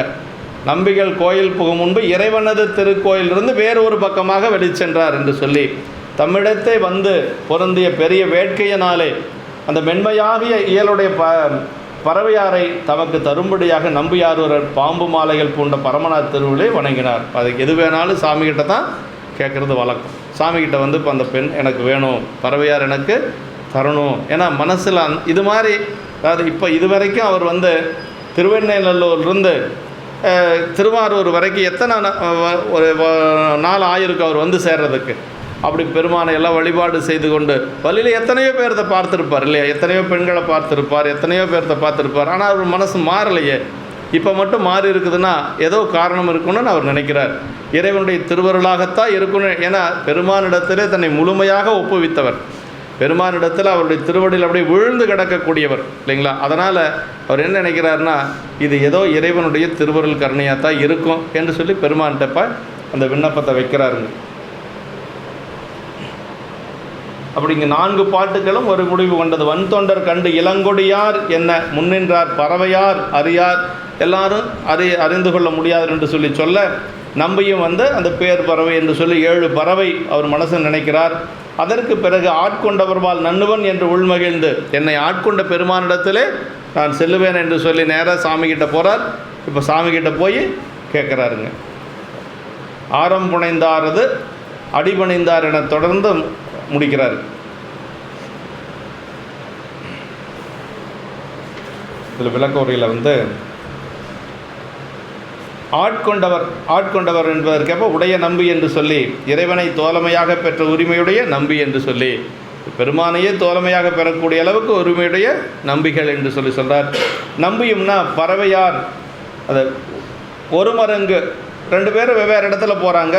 நம்பி புகுந்த மருங்கு அல்லாமல் வேறொரு மருங்கு, நம்பிகள் வந்த இடத்துக்கு அவங்க வேறொரு இடத்துல 2 பேரும் அப்படி தனித்தனியாக போகிறாங்க.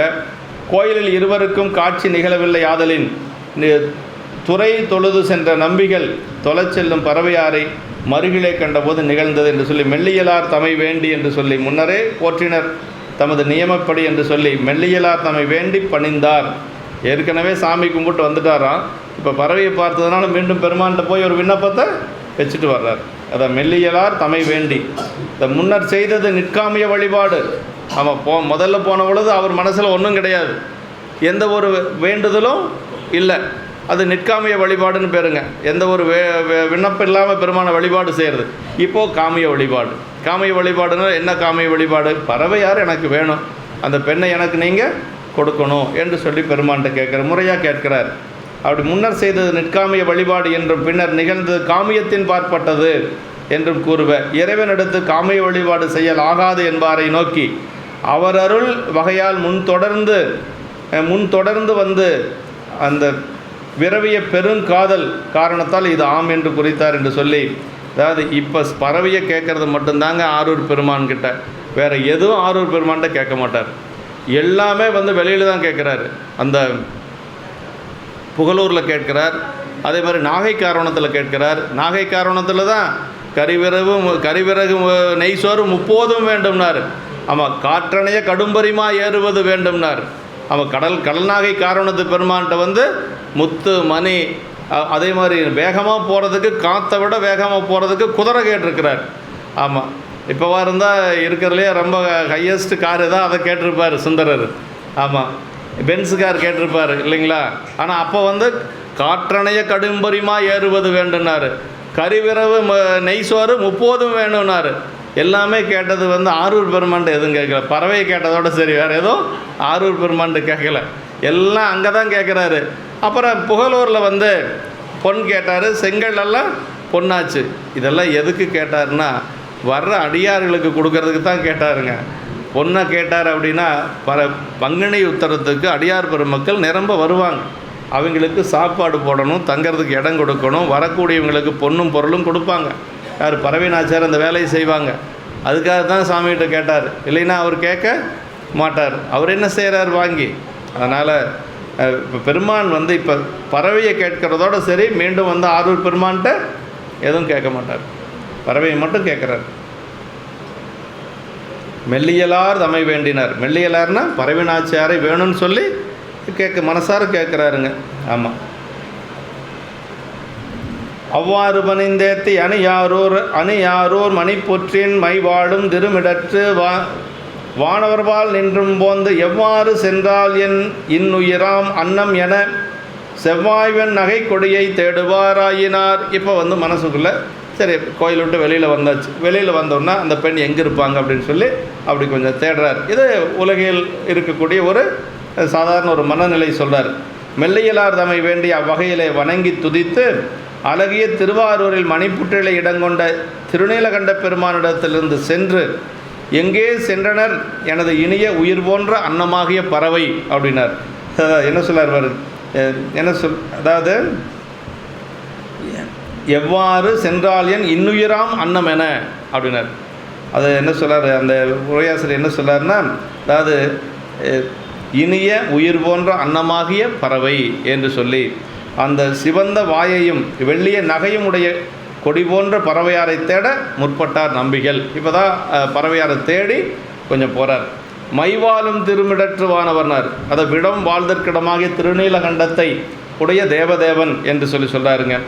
ஆமாம், வாழும் என்னும் பெயரச்ச மீடரு என்றும் இடப்பெயர் கொண்டது என்று சொல்லி சொல்கிறாருங்க. பெருமானுடைய திருநீலகண்டம் அது அவருடைய தேவர்களை வாழ்வித்ததை என்று எஞ்ஞாண்டும் உயிர்கள் தன்னை கண்டு சிவபெருமானது முழுமுதல் தன்மை உணர்ந்துயுமாறு செய்து அவர்களை வாழ்வித்தலின் வாழ்விக்கும் திருமிடரு என்று சொல்கிறார். இது எதுக்கு பெருமான் அந்த நீலகண்டத்தை அங்கே அணிஞ்சிருக்கிறாருன்னா, நம்ம ஆன்மாக்கள் பார்க்கின்ற பொழுதெல்லாம் அவனுடைய பெருமை நமக்கு தெரியணும் இல்லைங்களா. அன்றைக்கு மட்டும் அவர் அந்த விடத்தை உண்ணாமல் இருந்திருந்தால் உலகமே அழிஞ்சு போயிருக்கும். உலகமே ஏன்னா அழகால விடத்தில் உலகமே அழிஞ்சு போயிருக்கும். ஆனால் அதை தான் ஏற்றுக்கொண்டு உயிர்களை காப்பாற்றிய ஒரு பெருமான், அதுவும் முக்கியமாக தேவர்களை காப்பாற்றிய பெருமான். அதனால் அந்த ஒரு நமக்கு அந்த பெருமை தெரியணுங்கிறதுக்காக வச்சுருக்கார்.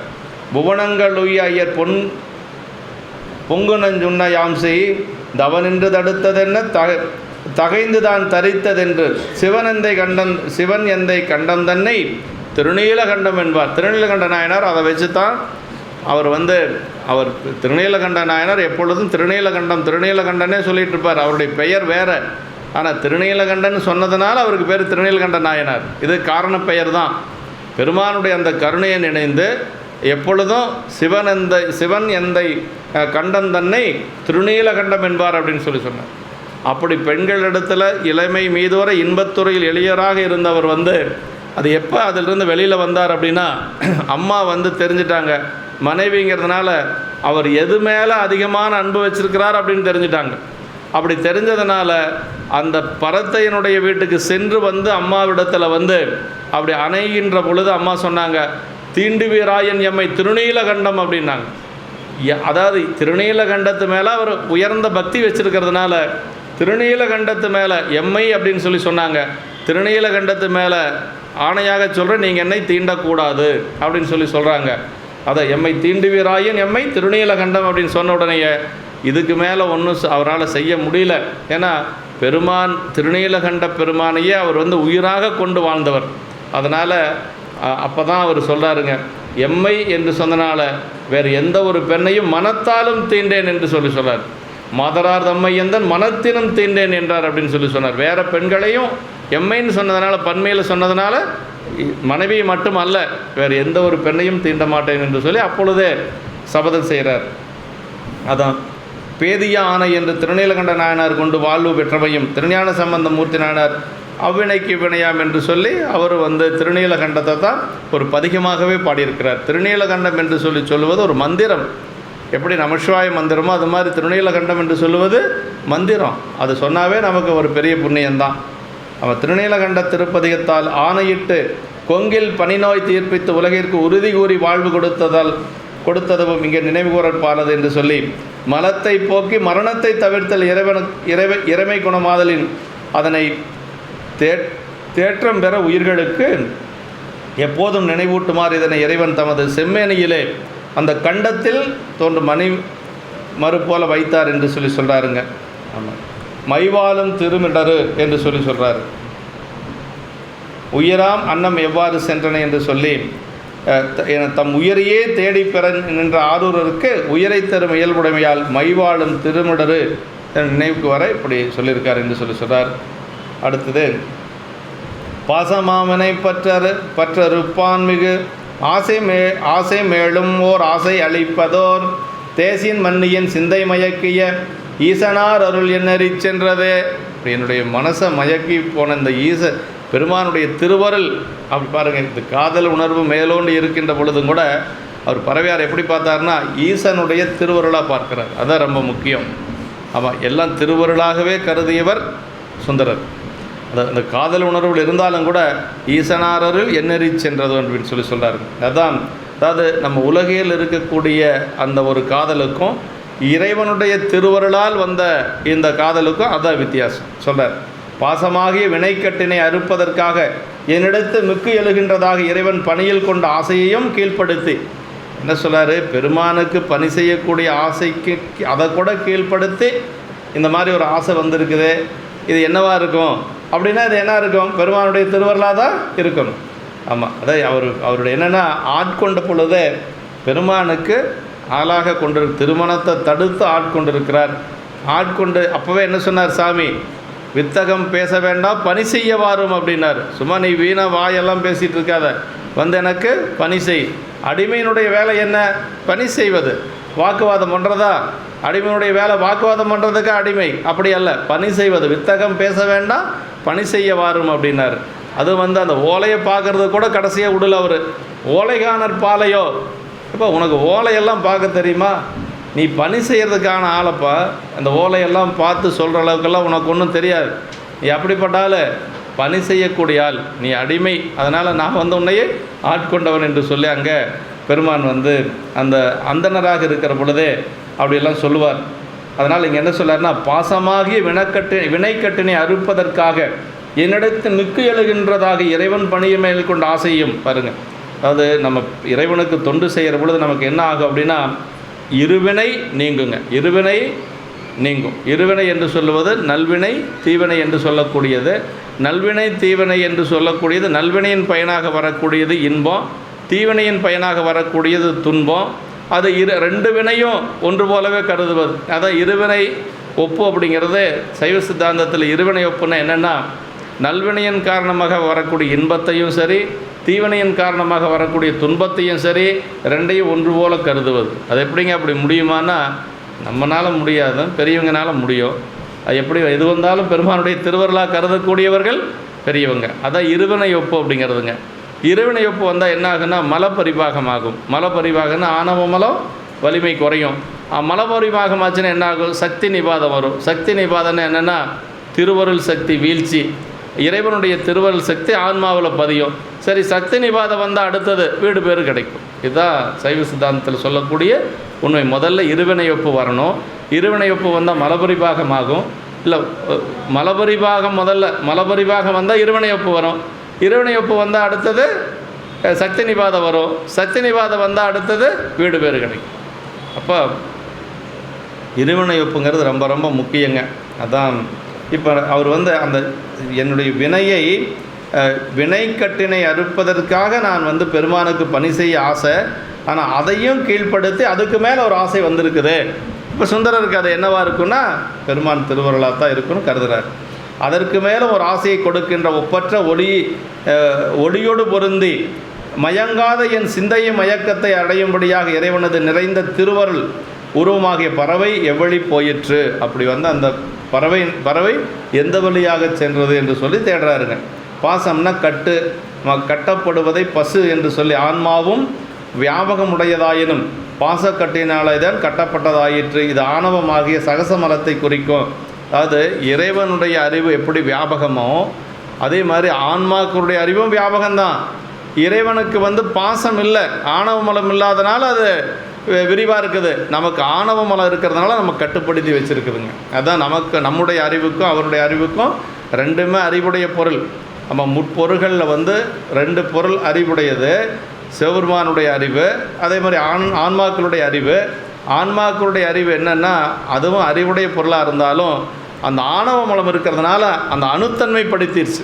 அந்த அறிவை அணுத்தன்மைப்படுத்திடுச்சு.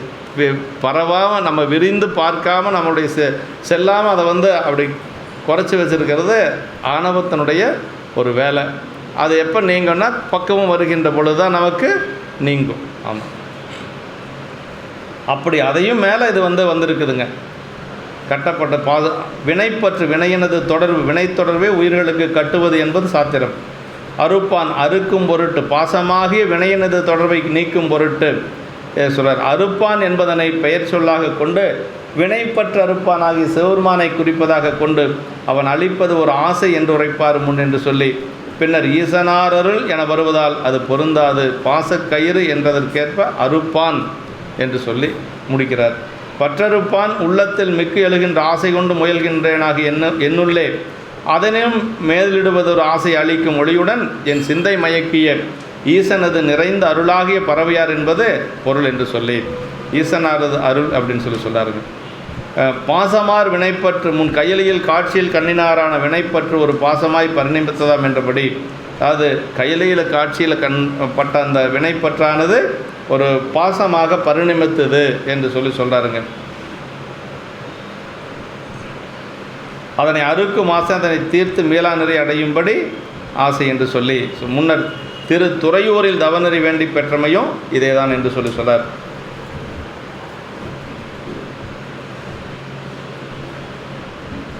இன்னொன்று மேலும் ஒரு ஆசை, அந்த ஆசையும் கீழ் தங்கச் செய்து மேற்கிளம்புவது என்று சொல்லி சொல்கிறார். பற்றறுப்பார் அமைப்பணிந்து பணி செய்வீர் என பணித்தார் அப்படின்னு சொல்லி நாவுக்கரசருடைய புராணத்தில் வருதுங்க. திலகவதி அம்மா திருநீர் கொடுக்குறாங்க இல்லையா நாவுக்கரசு பெருமானுக்கு, குன்றுடையான் திருக்கையிலை குன்றுடையான் திருநீர் அஞ்செழுத்தை ஓதி கொடுத்தார் அப்படின்னார். அப்போ தான் சமணத்திலிருந்து வர்றார். சமணத்திலிருந்து வயிற்று வழியோடு வந்த நாவுக்கரசு பெருமானுக்கு முதல்ல கொடுத்தது திருநீர். திருவாளன் திருநீர் திலகவதியார் அளிப்ப பெருவாழ்வு வந்ததான பெருந்தகையார் பணிந்த அது திருக்கையிலை குன்றுடையான் திருநீற்றை அஞ்செழுத்தை ஓதி கொடுத்தார்னர். கொடுத்த திருநீற்றை அப்படி அவர் வாங்கி பக்குவமாக உடம்பு பூசி மேலே பூசி உடம்பு புறம் பூசிட்டார். அப்போ அம்மா என்ன செஞ்சாங்க அப்படின்னா 40-50 ஆண்டுகள் கழித்து ஒரு தம்பி வந்திருக்கிறார். தம்பிக்கு நல்ல சாப்பாடெல்லாம் செஞ்சு போடலாம், நல்ல ரொம்ப நாள் கழிச்சு அது வயிற்று வலியோடு வந்த தம்பி நல்ல பக்குவமாக பார்த்துக்கலாம்னாலும் நினைக்கல. அக்கா கொஞ்சம் கண்டிப்பான அக்கா. அதனால் என்ன பண்ணாங்க அப்படின்னா கையில் ஒரு தோண்டியை கொடுத்து அப்புறம் ஒரு இது சீமாத்தொன்னை கொடுத்து என்ன செஞ்சாங்கன்னா அப்போ தான் இந்த சொல் வருது, பற்றறுப்பார் தமை பணிந்து பணி செய்வீர் என பணித்தார் அப்படின்னார். வயிற்று வழியா அது பாட்டுக்கு அது இருக்குட்டு, நீ என்ன பண்ணுற கோயிலை போய் கூட்டு கோயிலை சுத்தப்படுத்து போ அப்படின்னு சொல்லி முடிக்கி விட்டாங்க. ஒரு 5 நிமிஷம் கூட நிற்கிறதுக்கு விடல. திருநீர் பூசுகிற வரைக்கும் தான் திலகவதி அம்மா கூட இருந்தார் நாவுக்கரசு பெருமான். அப்படியே போயிட்டார்.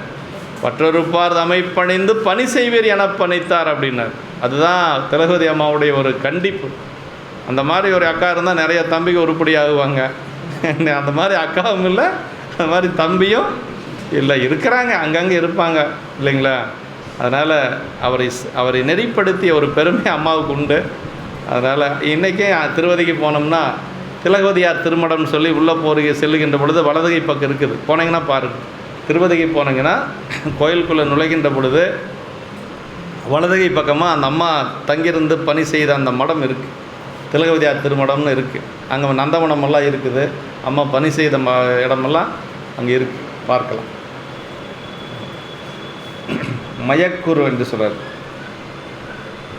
பாசமாம் வினைப்பற்று என்று சொல்லி முன் கையிலையில் அந்த காட்சியில் கண்ணினாரான வினைப்பற்று ஒரு பாசமாக பரிணமித்தது என்று சொல்கிறார்.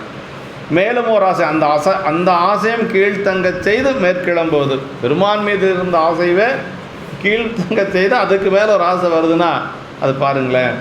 அந்த மயக்குறை, ஒன்றை மற்றொன்றாக தெரியக்கான உணர்வு மயக்கம், ஒரு ஆசை மேலும் ஒரு ஆசை என இரண்டும் தருதலின் மயக்குறை என்றபடியாம். பாசமும் மயக்கும், அருளும் மயக்கும். ஆமாம், பாசமும் நம்மளை மயக்குங்க, அருளும் மயக்கும். பாசம் எப்போ மயக்குன்னா பெத்தத்தில் பாசம் மயக்கும். இப்போ பெத்தங்கிறது இப்போ இருக்கக்கூடிய சகல நிலை, இதில் பாசம் நம்மளை மயக்கும். அங்கே முக்தியில் சுத்தத்தில் அருள் மயக்கும், நம்மளை அருள் வயப்பட்டு நாம் நிற்போம். அப்போ நமக்கு என்னென்ன தெரியாது. பெருமானுடைய திருவருள் மயமாக சுத்தத்துக்கும் பெத்தத்துக்கும் அதுதான் வித்தியாசங்க. ரெண்டும் மயக்கம்தான், ரெண்டுமே மயக்கம்தான். இப்போ பெத்தத்தில் பாச மயக்கத்தில் நாம் இருக்கிறோம், உலகியல் பாசத்தில் இல்லையா. அதே சுத்தத்தில் திருவருள் மயக்கத்தில் நாம் இருப்போம். அதான் பெரிய, அதாவது ஆன்மாவனுடைய இயல்பு என்னென்னா சார்தலின் வண்ணமாம் தன்மையுடையது ஆன்மா. பெத்தத்தில் பாசத்தை சார்ந்து இருக்கிறோம், அதே சுத்தத்தில் திருவருளை சார்ந்து இருக்கிறோம். அதான் இந்த இந்த சார்தலின் வண்ணமாம் தன்மையது ஆன்மாங்கிறது தான் நமக்கு கடைசியாக நம்ம முக்தி காலத்தில் இறைவனை சாருவதற்கு அதுதான் காரணமாக இருக்குது. ஆன்மானுடைய அந்த ஒரு தனிச்சிறப்பு. ஆமாம். ஆனால் அருளானது பிறவியை அறுக்கும் வகையிலே மயக்கும், மற்றையது பிறவியை தரும் வகையிலே மயக்கும். ரெண்டும் மயக்கம். இந்த பாசமானது பிறவியை தரக்கூடிய வகையில் மயக்கும், அருளானது பிறவியை அறுக்கக்கூடிய வகையில் மயக்கும். அது ரெண்டுக்கும் வித்தியாசம் இருக்குது இல்லையா? ரெண்டும் மயக்கம்தான். ஆனால் இது பிறப்பை நீக்கும் திருவருள் மயக்கம், பாச மயக்கம் பிறப்பை கொடுக்கும். ரெண்டுக்கு வித்தியாசம் இருக்குது. ஈசனார் அருள் அருளால் தடுத்தால பெற்று அருள்வழி நிற்பேனை அருளே என்று பாச மயக்குமாறு இல்லை.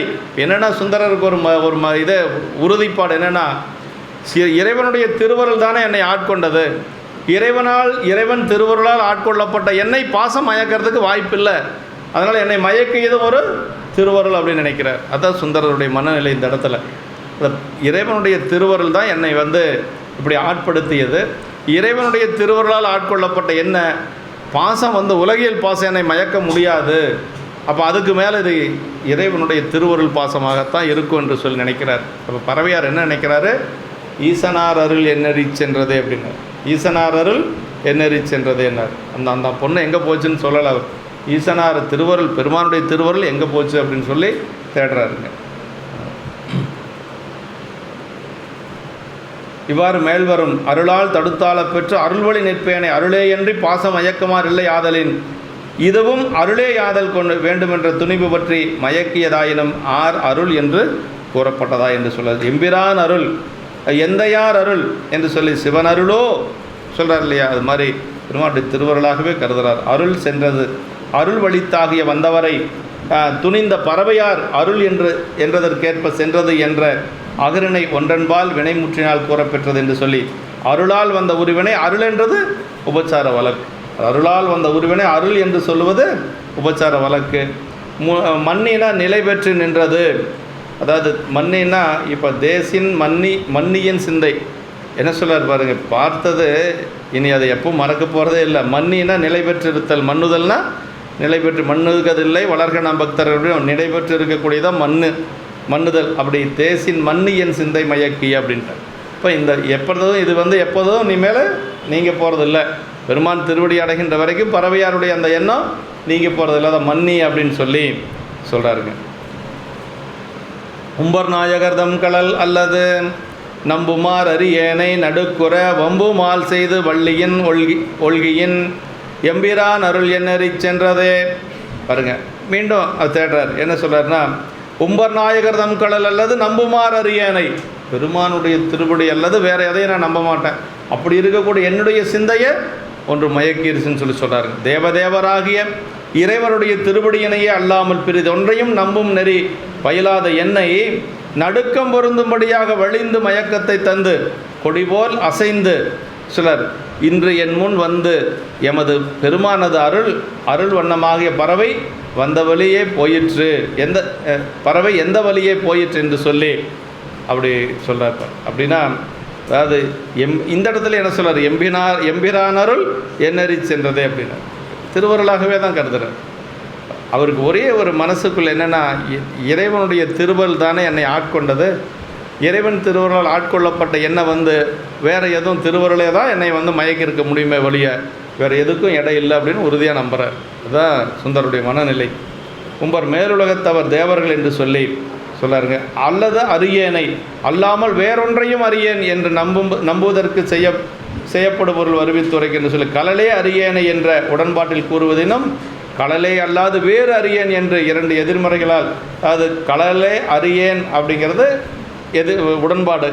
அதே உடன்பாட்டை எப்படி சொல்லணும்னா, கடலே அல்லாது வேறு அறியேன், கடலே அல்லாதுங்கிறது எதிர்மறை, அறியேன் அப்படிங்கிறது எதிர்மறை. அப்படின்னா திருவடி, பெருமான் திருவடி மட்டும் நான் அறிந்திருக்கிறேன்னு அர்த்தங்க. இதே மாதிரி ஒரு இடத்துல வருது, இங்கேன்னா மானக்கஞ்சர நாயனர் பணத்தில் ஒரு இடத்துல வருதுங்க, நல்ல ஒரு இடம். அரியறியா மலர்கலர்கள் அறியாமை அறியாதார் அப்படிம்பார். ரொம்ப நல்ல இடம். அரியறியா மலர்கலர்கள் அறியாமை அறியாதார். அதாவது என்ன சொல்கிறாருன்னா, திருமால் அறிய முடியாத திருவடி அறிந்தவர் மானக்கஞ்சார் நாயனர் இல்லைங்களா? அது அப்படியே நேரடியாக சொல்லியிருக்கலாம் இல்லையா?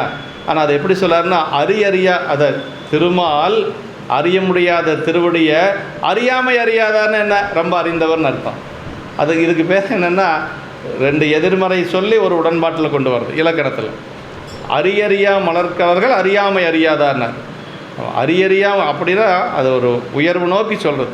திருமாலே அறிய முடியாத திருவடியை இவர் எளிதாக அறிந்தவர் அப்படின்னு சொல்லி பொருள். அது மாதிரி இந்த இடத்துல உம்பர் நாயகர் தம்களல் அல்லது நம்புமாறு அறியேனைன்னார். ஆமாம், பெருமானுடைய திருவடியை அறிந்தார் சொல்கிறார். உம்பர் நாயகர் தம்களல் அல்லது நம்புமாறு அறியேனை, இது அந்த மாதிரி தான். அதாவது பெருமானுடைய திருவடி தேவர்களுக்கெல்லாம் இறைவராக இருக்கிற திருவடியிலே அல்லாமல் பிரிது ஒன்றையும் நம்பும் நெறி பயிலாத எண்ணெய் அப்படிங்கிறார். அப்படின்னா என்ன சொல்லலாம், நேரடியாக சொன்னால் இறைவனுடைய திருவடியை மட்டும் அறிந்தவர் அப்படின்னு சொல்லலாம். ஆனால் இதில் அப்படி மாற்றி சொல்லுவது ஒரு இலக்கிய நயம்ங்க. இதுதான் பெரிய புராணத்தில் சில இடங்கள் இப்படி கொண்டு வருவார் சேக்கிழார் பெருமான். ஆமாம், தேவதேவராகி இறைவருடைய திருவடிகளை அல்லாமல் பிரிதொன்றையும் நம்பும் நெறி பயிலாத எண்ணெய் அப்படின்னார்.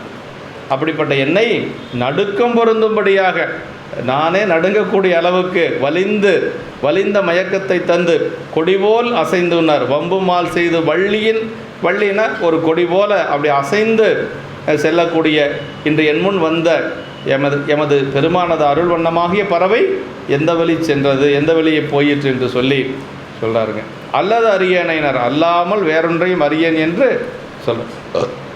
அரியறியா மலர்கலர் மணக்கஞ்சார் நாயனர் பணத்தில் சொல்கிறார். அரியறியா மலர்கலர்கள் அறியாமை அறியாதார் அப்படின்னு சொல்லி சொல்வாருங்க. வம்பு மால்னா வலிந்து தரப்பட்ட மயக்கம்னார். வம்பு மால் அப்படின்னா வம்பென ஆட்கொண்டவர் அப்படின்னு சொல்லி வர சொல்லுவாங்க. அது மாதிரி வலிந்து தரப்பட்ட மயக்கம். வம்பு பழுத்து உடலம் மாண்டிங்கன் போகாமை என்று சொல்லி வம்பென ஆண்டு கொண்டான் ஒருவனே தீர்ப்பான் கேர்கோன் கழிக்காம குணத்தில் அப்படி சுந்தரரை பெருமான் எப்படி ஆட்கொண்டார்னா, அவர் வம்பென ஆட்டுக்கொண்டவர் தான் சுந்தரரை. சுந்தரர் போய் நான் உங்களுக்கு அடிமையாக இருக்கிறனால சொல்லலையே, சாமி தான் அவரை திருமண கோலத்தில் இருக்கக்கூடிய சுந்தரரை நீ என்னுடைய அடிமை என்று சொல்லி ஆட்கொண்டாரே ஒழிய, சுந்தரர் போய் நான் உங்களுக்கு அடிமை என்னை நீங்கள் ஆட்கொள்ளுங்கன்னு சொல்லியெல்லாம் நிற்கலை. ஆமாம், என்ன சொல்ற, ஆவது கேள்வின் மறையோர் இந்நாவல் நகர் ஊரான் என் அடியான் அப்படின்னு சபையில் போய் நின்னார். சாமி தானே போய் நின்னார். சுந்தரர் போய் எல்லாரும் பெருமான் திருவடியை தேடி போவாங்க. ஆனால் சுந்தரரை தேடி பெருமான் வந்தாருங்க. அதுதான் சிறப்பு. ஏன்னா நாவுக்கரசர் பெருமான் ஆகட்டு, பிள்ளையார் ஆகட்டு பெருமான் திருவடியை தேடி தேடி போனாங்க. ஆனால் சுந்தரரை தேடி பெருமான் வந்தான். கைலாயத்திலிருந்து பெருமான் வந்தார். அதுதான் பெரிய சிறப்பு சுந்தரருக்கு. அது சபையில் என்ன சொன்னாருங்க, ஆவது கேள்வின் மறையோர் என் நாவல் நகர் ஊரான் என் அடியான் இது நான் மொழிவது என்றான் அப்படின்னார். தேவரையும் மாலையன் முதல் திருவின்மிக்கோர் யாவரையும் வேறடிமையாக உடைய பெம்மான் அப்படின்னார். தேவர்களெல்லாம் அடிமையாக கொண்ட பெருமான், திருமால் பிரம்மா இந்திரன் போன்ற தேவர்களெல்லாம் அடிமையாக கொண்ட பெருமான் இப்போ சுந்தரரை வலியை ஆட்கொள்ளுகிறார். அதுதான் பெரிய சிறப்புங்க. அவங்கெல்லாம் வேறடிமைன்ட்டார் சேக்கிழார் பெருமான். வேறடிமைனா கொத்தடிமைகள் அவங்கெல்லாம். இவர் என்ன அடிமைனா காதல் அடியானா, இவன் என் காதல் அடியான் அப்படின்பார். காதல் அடியானா ரொம்ப விரும்பி அடிமை கொள்வது. இப்போ நமக்கு எத்தனையோ வேலைக்காரர் இருப்பாங்க, அதில் யாராவது ஒருத்தரை பிடிச்சிருக்கோம், அதுதான் காதல் அடியான் அப்படிங்கிறது. அவருக்கு நம்ம தேவையானதெல்லாம் செஞ்சு கொடுப்போம். இந்த மாதிரி ஒரு காதல் அடியான் என்று சொல்லி சுந்தரர் சொல்வார். தான் பெரிய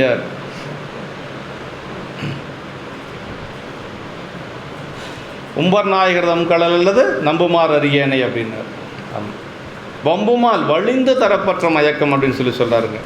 மால் செய்து மயக்கத்தை மனத்தில் வர செய்வித்து என்று சொல்லி அது நான் ஞானசம்பந்த பெருமான் திருவருள் மயமாகவே இருந்தவர் இல்லையா. அவரே திருத்துருத்தி தேவாரத்தில் என்ன சொல்கிறாருன்னா, மறக்குமாறு இல்லாத என்னை மையல் செய்து இம்மண்ணின் மீது பிறக்குமாறு காட்டினாய் அப்படின்னு திருத்துருத்தி தேவாரத்தில் சொல்கிறாருங்க. அதாவது இறைவனுடைய திருவடியை மறக்காமல் இருந்தாராம் கைலாயத்தில். அப்படி இருக்கக்கூடிய அவரையோ ஒரு மயக்கத்தை செஞ்சு இந்த மண்ணில் பிறக்கிற மாதிரி சாமி செஞ்சாராம். பாருங்கள், அவர் ஞானசம்பந்த பெருமானையே அப்படி செஞ்சுருக்கிறாருன்னா, ஞானசம்பந்த பெருமான் வினையின் காரணமாகவெல்லாம் அப்படி வரல, நாமெல்லாம் ஓய்வடைய வேண்டும் என்பதற்காக வந்தார். வேத நெறி தலைத்துவங்க மிகு சைவத்துறை விளங்க அவருடைய அவதார நோக்கம். நம்மெல்லாம் அப்படி 20 காரணம் சொல்கிறார் சேக்கிழார் பெருமான்.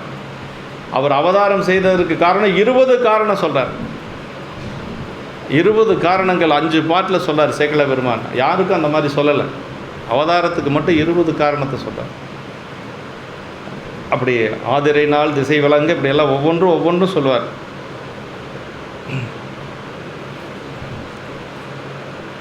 இப்போ இந்த மாதிரி இந்த இடத்துல சொல்கிறார், மரல் செய்து அப்படின்னு, மரல் செய்து மயக்கத்தை மனத்தில் வரச் செய்து என்று சொல்கிறார்.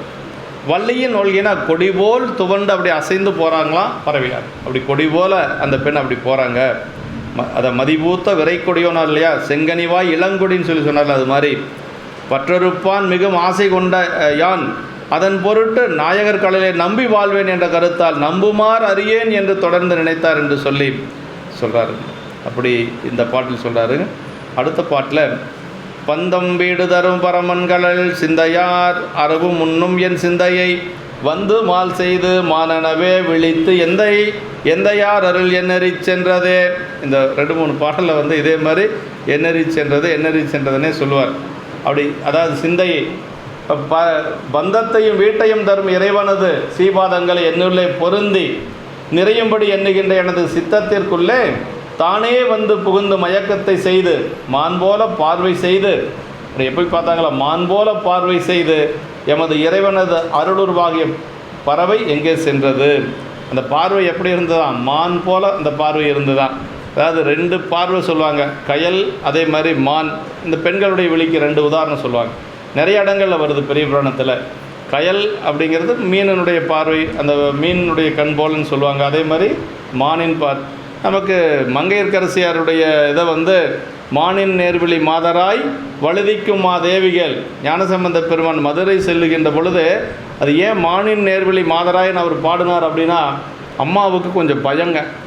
இந்த குழந்தை 10 வயசு குழந்தை இந்த சமணன்களை ஏதாவது பண்ணிட்டானுங்கன்னா என்ன பண்ணுறதுன்னு அம்மா பயந்துருந்தாங்களாம். அந்த பயத்தை இவர் பார்த்தோன்னே தெரிஞ்சிட்டார். யார்? ஞானசம்பந்த பெருமான். அப்படியெல்லாம் நீங்கள் ஒன்றும் பயந்துக்க வேண்டாம், இவனை சாதாரணமாக இந்த சமணர்களை நான் வெல்வேன் அப்படின்னு சொல்லி என்ன சொன்னார்னா, ஆலவாய் பெருமான் அருள் முன் நிற்கவே அப்படின்னாரு. ஆமாம், அதாவது என்ன சொல்லார்னா, பாலன் இவன் என்று பரிவு எழுதிடேல் அப்படின்னார். மானின் நேர்விழி மாதராய் வழுதிக்கும் தேவிகள் அப்படின்னு சொல்லிட்டு அந்த அம்மாவுக்காகவே பாடின பதிகம் அந்த பதிகங்க. சாதாரண குழந்தைன்னு நினச்சி நீ வந்து பரிவு எய்திடேல், எனக்கு என்னென்னா ஈனர்களுக்கு எளியே நல்லேன் அப்படி. இந்த சமணர்களுக்கெல்லாம் நான் சாதாரண எளியவன் அல்ல. ஏன்னு கேட்டால் எனக்கு ஆலவாய் பெருமானுடைய திருவருள் என் முன் நிற்கிறது என்று சொல்லி அப்படி பாடினதுக்கு பிறகு தான் அம்மாவுக்கு கொஞ்சம் மனசு வந்தது. அதுக்கு முன்னாடி அம்மா என்ன நினச்சிருந்தாங்க தெரியுங்களா? யாருமே நினைக்க முடியாது. மங்கையர்க்கரசியாரும் குலச்சிறையாரும் இந்த குழந்தைக்கு ஏதாவது ஒரு துன்பம்னா 2 பேரும் இறந்து போயிடலான்னு முடிவு பண்ணாங்க. உயிரையே போக்கிக்கலான்னு நினச்சாங்களாம். எந்த ஒரு மாதேவி அரச மாதேவி அப்படி நினைக்கவே முடியாதுங்க. ஆமாம், அதை சொல்கிறாருங்க. சொல்கிறாருன்னா, மாணியார் தாமும் மஞ்சி, மாணியார்னா மங்கையர்க்கரசருடைய பெயர். மாணியார் தாமும் மஞ்சி வஞ்சக புலையர் தாங்கள் ஈனமே செய்ய வல்லார் செய்வது என்றெண்ணி நாமும் ஞான சம்பந்தர் தம்மால் நன்மையல்லாது செய்யும் ஊனம் வந்து அடையின் யாமும் உயர்துறந்து ஒழிவதென்றார் அப்படின்னார். அம்மா என்ன செஞ்சாங்க? அதாவது சமணர்களுடைய கைக்குள்ள அரசன் இருக்கிறார், அவங்களை எதிர்த்து எதுவும் செய்ய முடியாது. அப்படி ஒரு வேளை அந்த சமணர்களால் இந்த குழந்தைக்கு ஒரு துன்பம் வந்தாச்சுன்னா நம்ம 2 பேரும் இறந்து போயிடலாம், உயிரையே விட்டுறலான்னு சொல்லி குலச்சிறை நாயனாரும் மங்கையர்க்கரசியாரும் முடிவு பண்ணாங்களாம் மதுரை எம்பதியில். அதுதான் ஒரு பெரிய. ஆனால் இது என்ன சாதாரணமான குழந்தையா? இது அவங்களுக்கு தெரியாது இல்லையா? அவங்க சாதாரணமான ஒரு குழந்தையாக நினைக்கிறாங்க. ஒரு 10 வயசு குழந்தை என்ன பண்ணோம் அப்படின்னு. அதான் அப்பர் சாமி செல்ல இசையேன் அப்படின்னார். சமணர்கள் ரொம்ப மோசமானவங்க, அவங்களுடைய நிழல் கூட அப்பர் சாமி மேலே படக்கூடாதுன்னு நினச்சார். அதனால் செல்ல இசையேன்னார். அப்போ தான் அவர் ஞானசம்பந்த பெருமான் திருமறை காட்டில் தான் அதெல்லாம் நடக்குது. பரசுவது நம்பெருமான் கடல் என்றால் பழுது வந்தனையாது அப்படின்னு சொல்லிட்டு போனார். பரசுவது நம்பர் ரொம்ப உரைப்புங்க அதெல்லாம். ஞானசம்பந்த குழந்தைக்கு 10 வயசு. அப்போ அவர் சொல்லார், சிவபெருமான் திருவடியை வணங்கினா குற்றம் எதுவும் வராது அப்படிங்கிறார். அந்த உரைப்பு வேணும் நமக்கு. 10 வயசு அவருக்கு. அவர் சொல்லார், அவர் பிராமண குழந்தை சொல்லுது, 4 கோலும் சரியில்லைன்னு சொல்கிறார் அப்பர் சாமி. இன்று 4 கோலும் சரியில்லைன்னு சொன்னதுக்கு தான் அவர் பதில் சொல்கிறார், பரசுவது நம்பெருமான் கடல் என்றால் பழுது வந்து அணையாது. 80 வயசு நாவுக்கரசு பெருமானுக்கு 10 வயசு குழந்தை சொல்லி கொடுக்குது. அதுதான் திருவருள் ஞானம்ங்கிறது.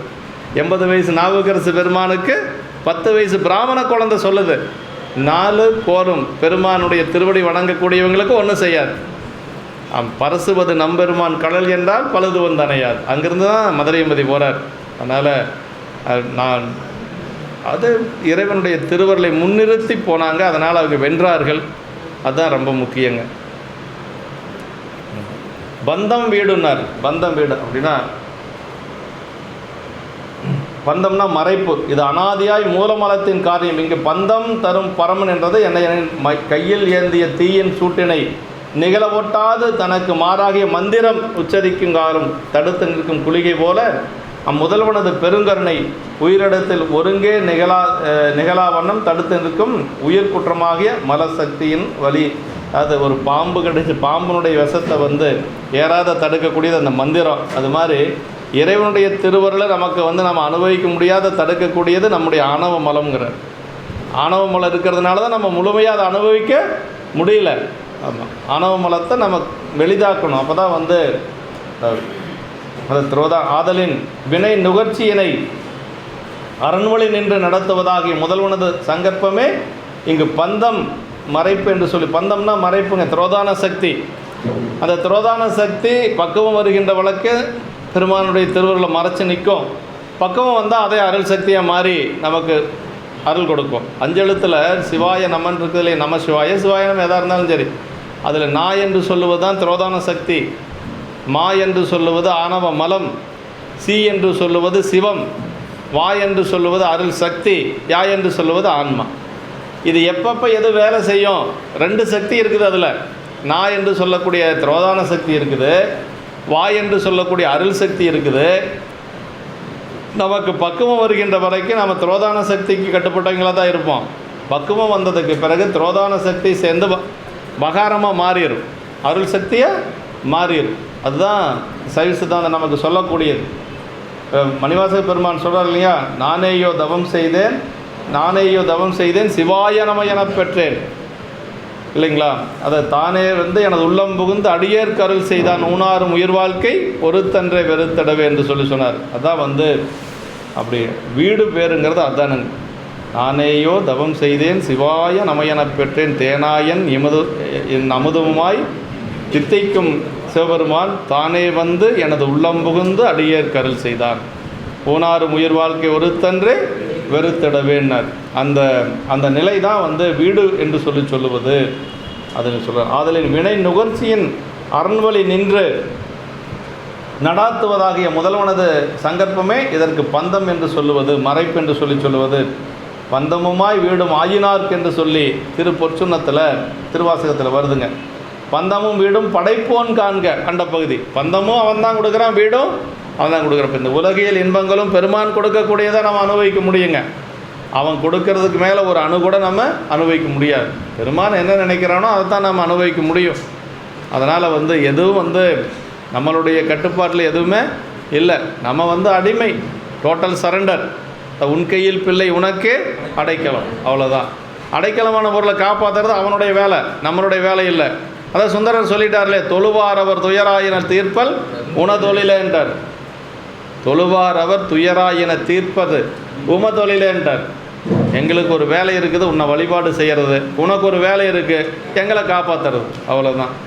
தன் கடன் அடியேனையும் தாங்குதல் என் கடன் பணி செய்து கிடப்பதேன்னு. அதனால் சாமிக்கு ஒரு வேலை நிறைய இருக்குது. ஆமாம், பரமன் வீடு தருதலாவது உயிர்களை மீட்சியின்றி தன்னுள்ளை லயிக்கச் செய்தல் என்று சொல்கிறார். பெருமான் வீடு பேருங்கிறத தன்னுடைய திருவருள் இன்பத்தில் வச்சிருக்க. அதான் என்ன சொல்கிறது, நமக்கு அந்த பெருமானுடைய திருவருள் அது கடைசியாக சொல்லுவாங்க இல்லைங்களா, மீளா ஆலாய் கொய்மலர் சேவடியே குறுகினோமே அப்படின்னு சொல்லுவாங்க. பெருமானுடைய திருவடியில் கடைசியாக போய் அடைக்கலமாகிறது தான் நமக்கு முடிந்த முடிவு என்று சொல்லுவாங்க. அதை சிவமாம் தன்மை பெருவாழ்வு அப்படின்னு சொல்கிறார். சிவமாம் தன்மை பெருவாழ்வுன்னு வையாபுரியர் ஒரு நூல் எழுதியிருக்கிறார் சைவ சித்தாந்தத்தில். ஆமாம், சிவமாம் தன்மை பெருவாழ்வு என்று சொல்லி ஒரு நூல் எழுதியிருக்கிறார். இப்படி முதல்வனுக்கு ஆகமங்களில் முதல்வனுக்கு கூறிய லயம் போகம் அதிகாரம் என்ற முத்தொழிலுடன் மறைப்பு அருள் என இரண்டும் கூட்டி ஓர் தொழில் என்பர் என்று சொல்லி இவை மறைப்பு திரியிலும் வீடு சம்காரத்திலும் அடங்குதல் பற்றி முத்தொழில் என்று தொகுத்து கூறப்படும் என்று சொன்னாருங்க.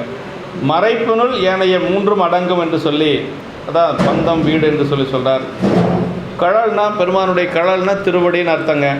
சிவபுராணத்து ஞான கிரியா சக்திகளே திருவடியாக உபசரித்து கூறப்படும். பெருமானுடைய ஞானம் கிரியை என்று சொல்லக்கூடியது தான் ரெண்டு திருவடியாக இருக்கக்கூடியது என்று சொல்லி, கடல் வீரத்திற்குரியதாக ஆடவர் அணிவதோர் காலணி என்று சொல்கிறார். சிந்தை ஆரவும் உண்ணும் என் சிந்தையை வந்து மயல் செய்து மால் செய்து என்று சொல்லி என்னார் என் எண்ணத்தால் எண்ணியும் என அற்புத திருவந்தாதையில் சொல்வது போல முதல் சிந்தை எண்ணுதலாகிய தொழிலின் மேலும் இரண்டாவது சிந்தை அதனை செய்யும் கரணத்தின் மேலும் வந்தன என்று சொல்கிறாருங்க. அப்படின்னா எனது எண்ணம் முழுவதும் கடலின் எண்ணமே நிறைவாக இருந்த போதிலும் சொல்கிறார் பாருங்க. அவர் மனசு, என்னுடைய மனசு பூரா பெருமான் திருவடி தான் இருக்குது.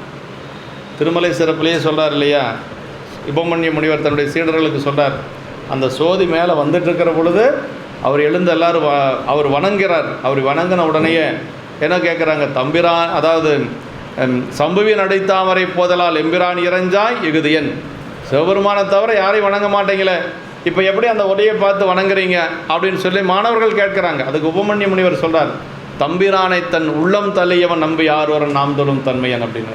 அப்படின்னா தம்பிரானை நாமெல்லாம் போனால் இப்படி கையில் போட்டுக்குவோம், வாயில் போட்டுக்குவோம், அது சாமி ரைட்டு வரேன், அவர் பை சொல்லிட்டு வந்து மறுபடியும் அடுத்த வாரம் போகிற வரைக்கும் சாமியை பற்றி நினைக்க மாட்டோம் இல்லையா.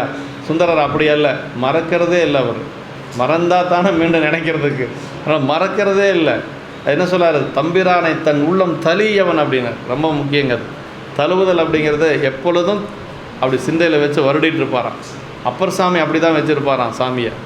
அப்பர் சாமியை பற்றி சொல்லுகின்ற பொழுது சொல்கிறாருங்க, அந்த வேடச்சிறப்பை சொல்லுவார் சேக்கிழ பெருமான். அப்போ சொல்கிறார், தூய வெந்நீர் துதைந்தவுன் மேனியும் தாழ்வடமும் நாயகன் சேவடி தைவரும் சிந்தையும் நைந்துருகி பாய்வது போல் அன்பு நீர் புலி கண்ணும் பதிகச் செஞ்சொல் மேய செவ்வாயும் உடையார் புகுந்தனர் வீதியுள்ள. அந்த பாட்டில் தூய வெந்நீர் துதைந்தவுன் மேனியும் தாழ்வடமும் நாயகன் சேவடி தைவரும் சிந்தையும்னார் அப்படின்னு. அப்படி நாயகன்னா ஒரு மனைவி கணவனுடைய திருவடியை மனசில் எப்படி வச்சுட்ருப்பாலோ அது மாதிரி வச்சுருப்பாரா நாவுக்கரசு பெருமான். ஒரு கற்புடைய பெண்ணுக்கு உயர்ந்தது என்னென்னா அவளுடைய கணவனுடைய திருவடி தானுங்க. அதற்கு பிறகு தான் பெருமானே. அப்படி இருக்கக்கூடிய ஒரு பெண் எப்படி தன்னுடைய நாயகனுடைய திருவடியை மனசில் வச்சுருப்பாலோ அது மாதிரி அப்பர் சாமிகள் பெருமானுடைய திருவடி வச்சுருப்பாங்க. அதான் சொல்கிறாங்க, தெய்வம் தொழால் கொழுநன் தொடுதலுவால் பெய்யன பெய்யும் மலை வள்ளுவ பெருமான் சொல்கிறார். இந்த கற்புடைய பெண்கள் எந்திரிச்ச உடனே கடவுளை கூட வணங்க மாட்டாங்களா, எந்திரிச்ச உடனே கணவனை வணங்குவாங்களாம். அப்படி இருக்கக்கூடிய பெண்கள் மழை பெய்யணுன்னா மழை பெய்யுமா வள்ளுவ பெருமான் சொல்கிறார், மனையறத்தில் சொல்கிறார். தெய்வம் தொழால் கொழுநன் தொழுதலுவால் பெய்யன பெய்யும் மலை அப்படின்னார். அது மாதிரி நாவுக்கரசு பெருமான் ஒரு பெண் எப்படி ஒரு கற்புடைய பெண் எப்படி தன்னுடைய கணவனுடைய திருவடியை மனசில் வச்சிருப்பாலோ அது மாதிரி நாவுக்கரசு பெருமான் இறைவனுடைய திருவடி எப்பொழுதும் மனசில் இருக்கு. இந்த நாயகன் சேவடி தைவரும் சிந்தையும்னார். நாயகன் நாயகி பாவைங்கிறது சைவத்தில் இருக்குங்க. அது அகத்துறையில் தன்னை காதலியாகவும் இறைவனை காதலனாகவும் வைத்து பாடியது நிறையா இருக்குது. அதுக்கு பேர் அகத்துறைன்னு பேருங்க. தன்னை காதலியாக இறைவனை காதலனாக. ஆண்பால் சிவபெருமான் மட்டும்தாங்க. ஆண் பெண் இருக்க அத்தனை ஆன்மாக்களும் பெண் தான். ஆண் அப்படின்னா ஒரே ஒருத்தர் சிவபெருமான் மட்டும்தான் ஆண், மற்றவர் எல்லாரும் பெண் தான். அதில் வித்தியாசம் கிடையாது. நான் பெண் ஆன்மா ஆண் ஆன்மா அப்படின்றதுல வித்தியாசம் கிடையாது. ஆன்மாக்கள் அத்தனையும் பெண் தான். அந்த முன்னம் அவனுடைய நாமம் கேட்டால் மூர்த்தி அவன் இருக்கும் வண்ணம் கேட்டால் அது என்ன, அந்த பாட்டினுடைய பொருள் என்னென்னா ஆன்மாக்கள் எல்லாம் பெண்ணாகவும் இறைவனை ஆணாகவும் வைத்து பாடியது தான் அந்த திருப்பாட்டு. அப்படி தான் நமக்கு சொல்லப்பட்டிருக்கு.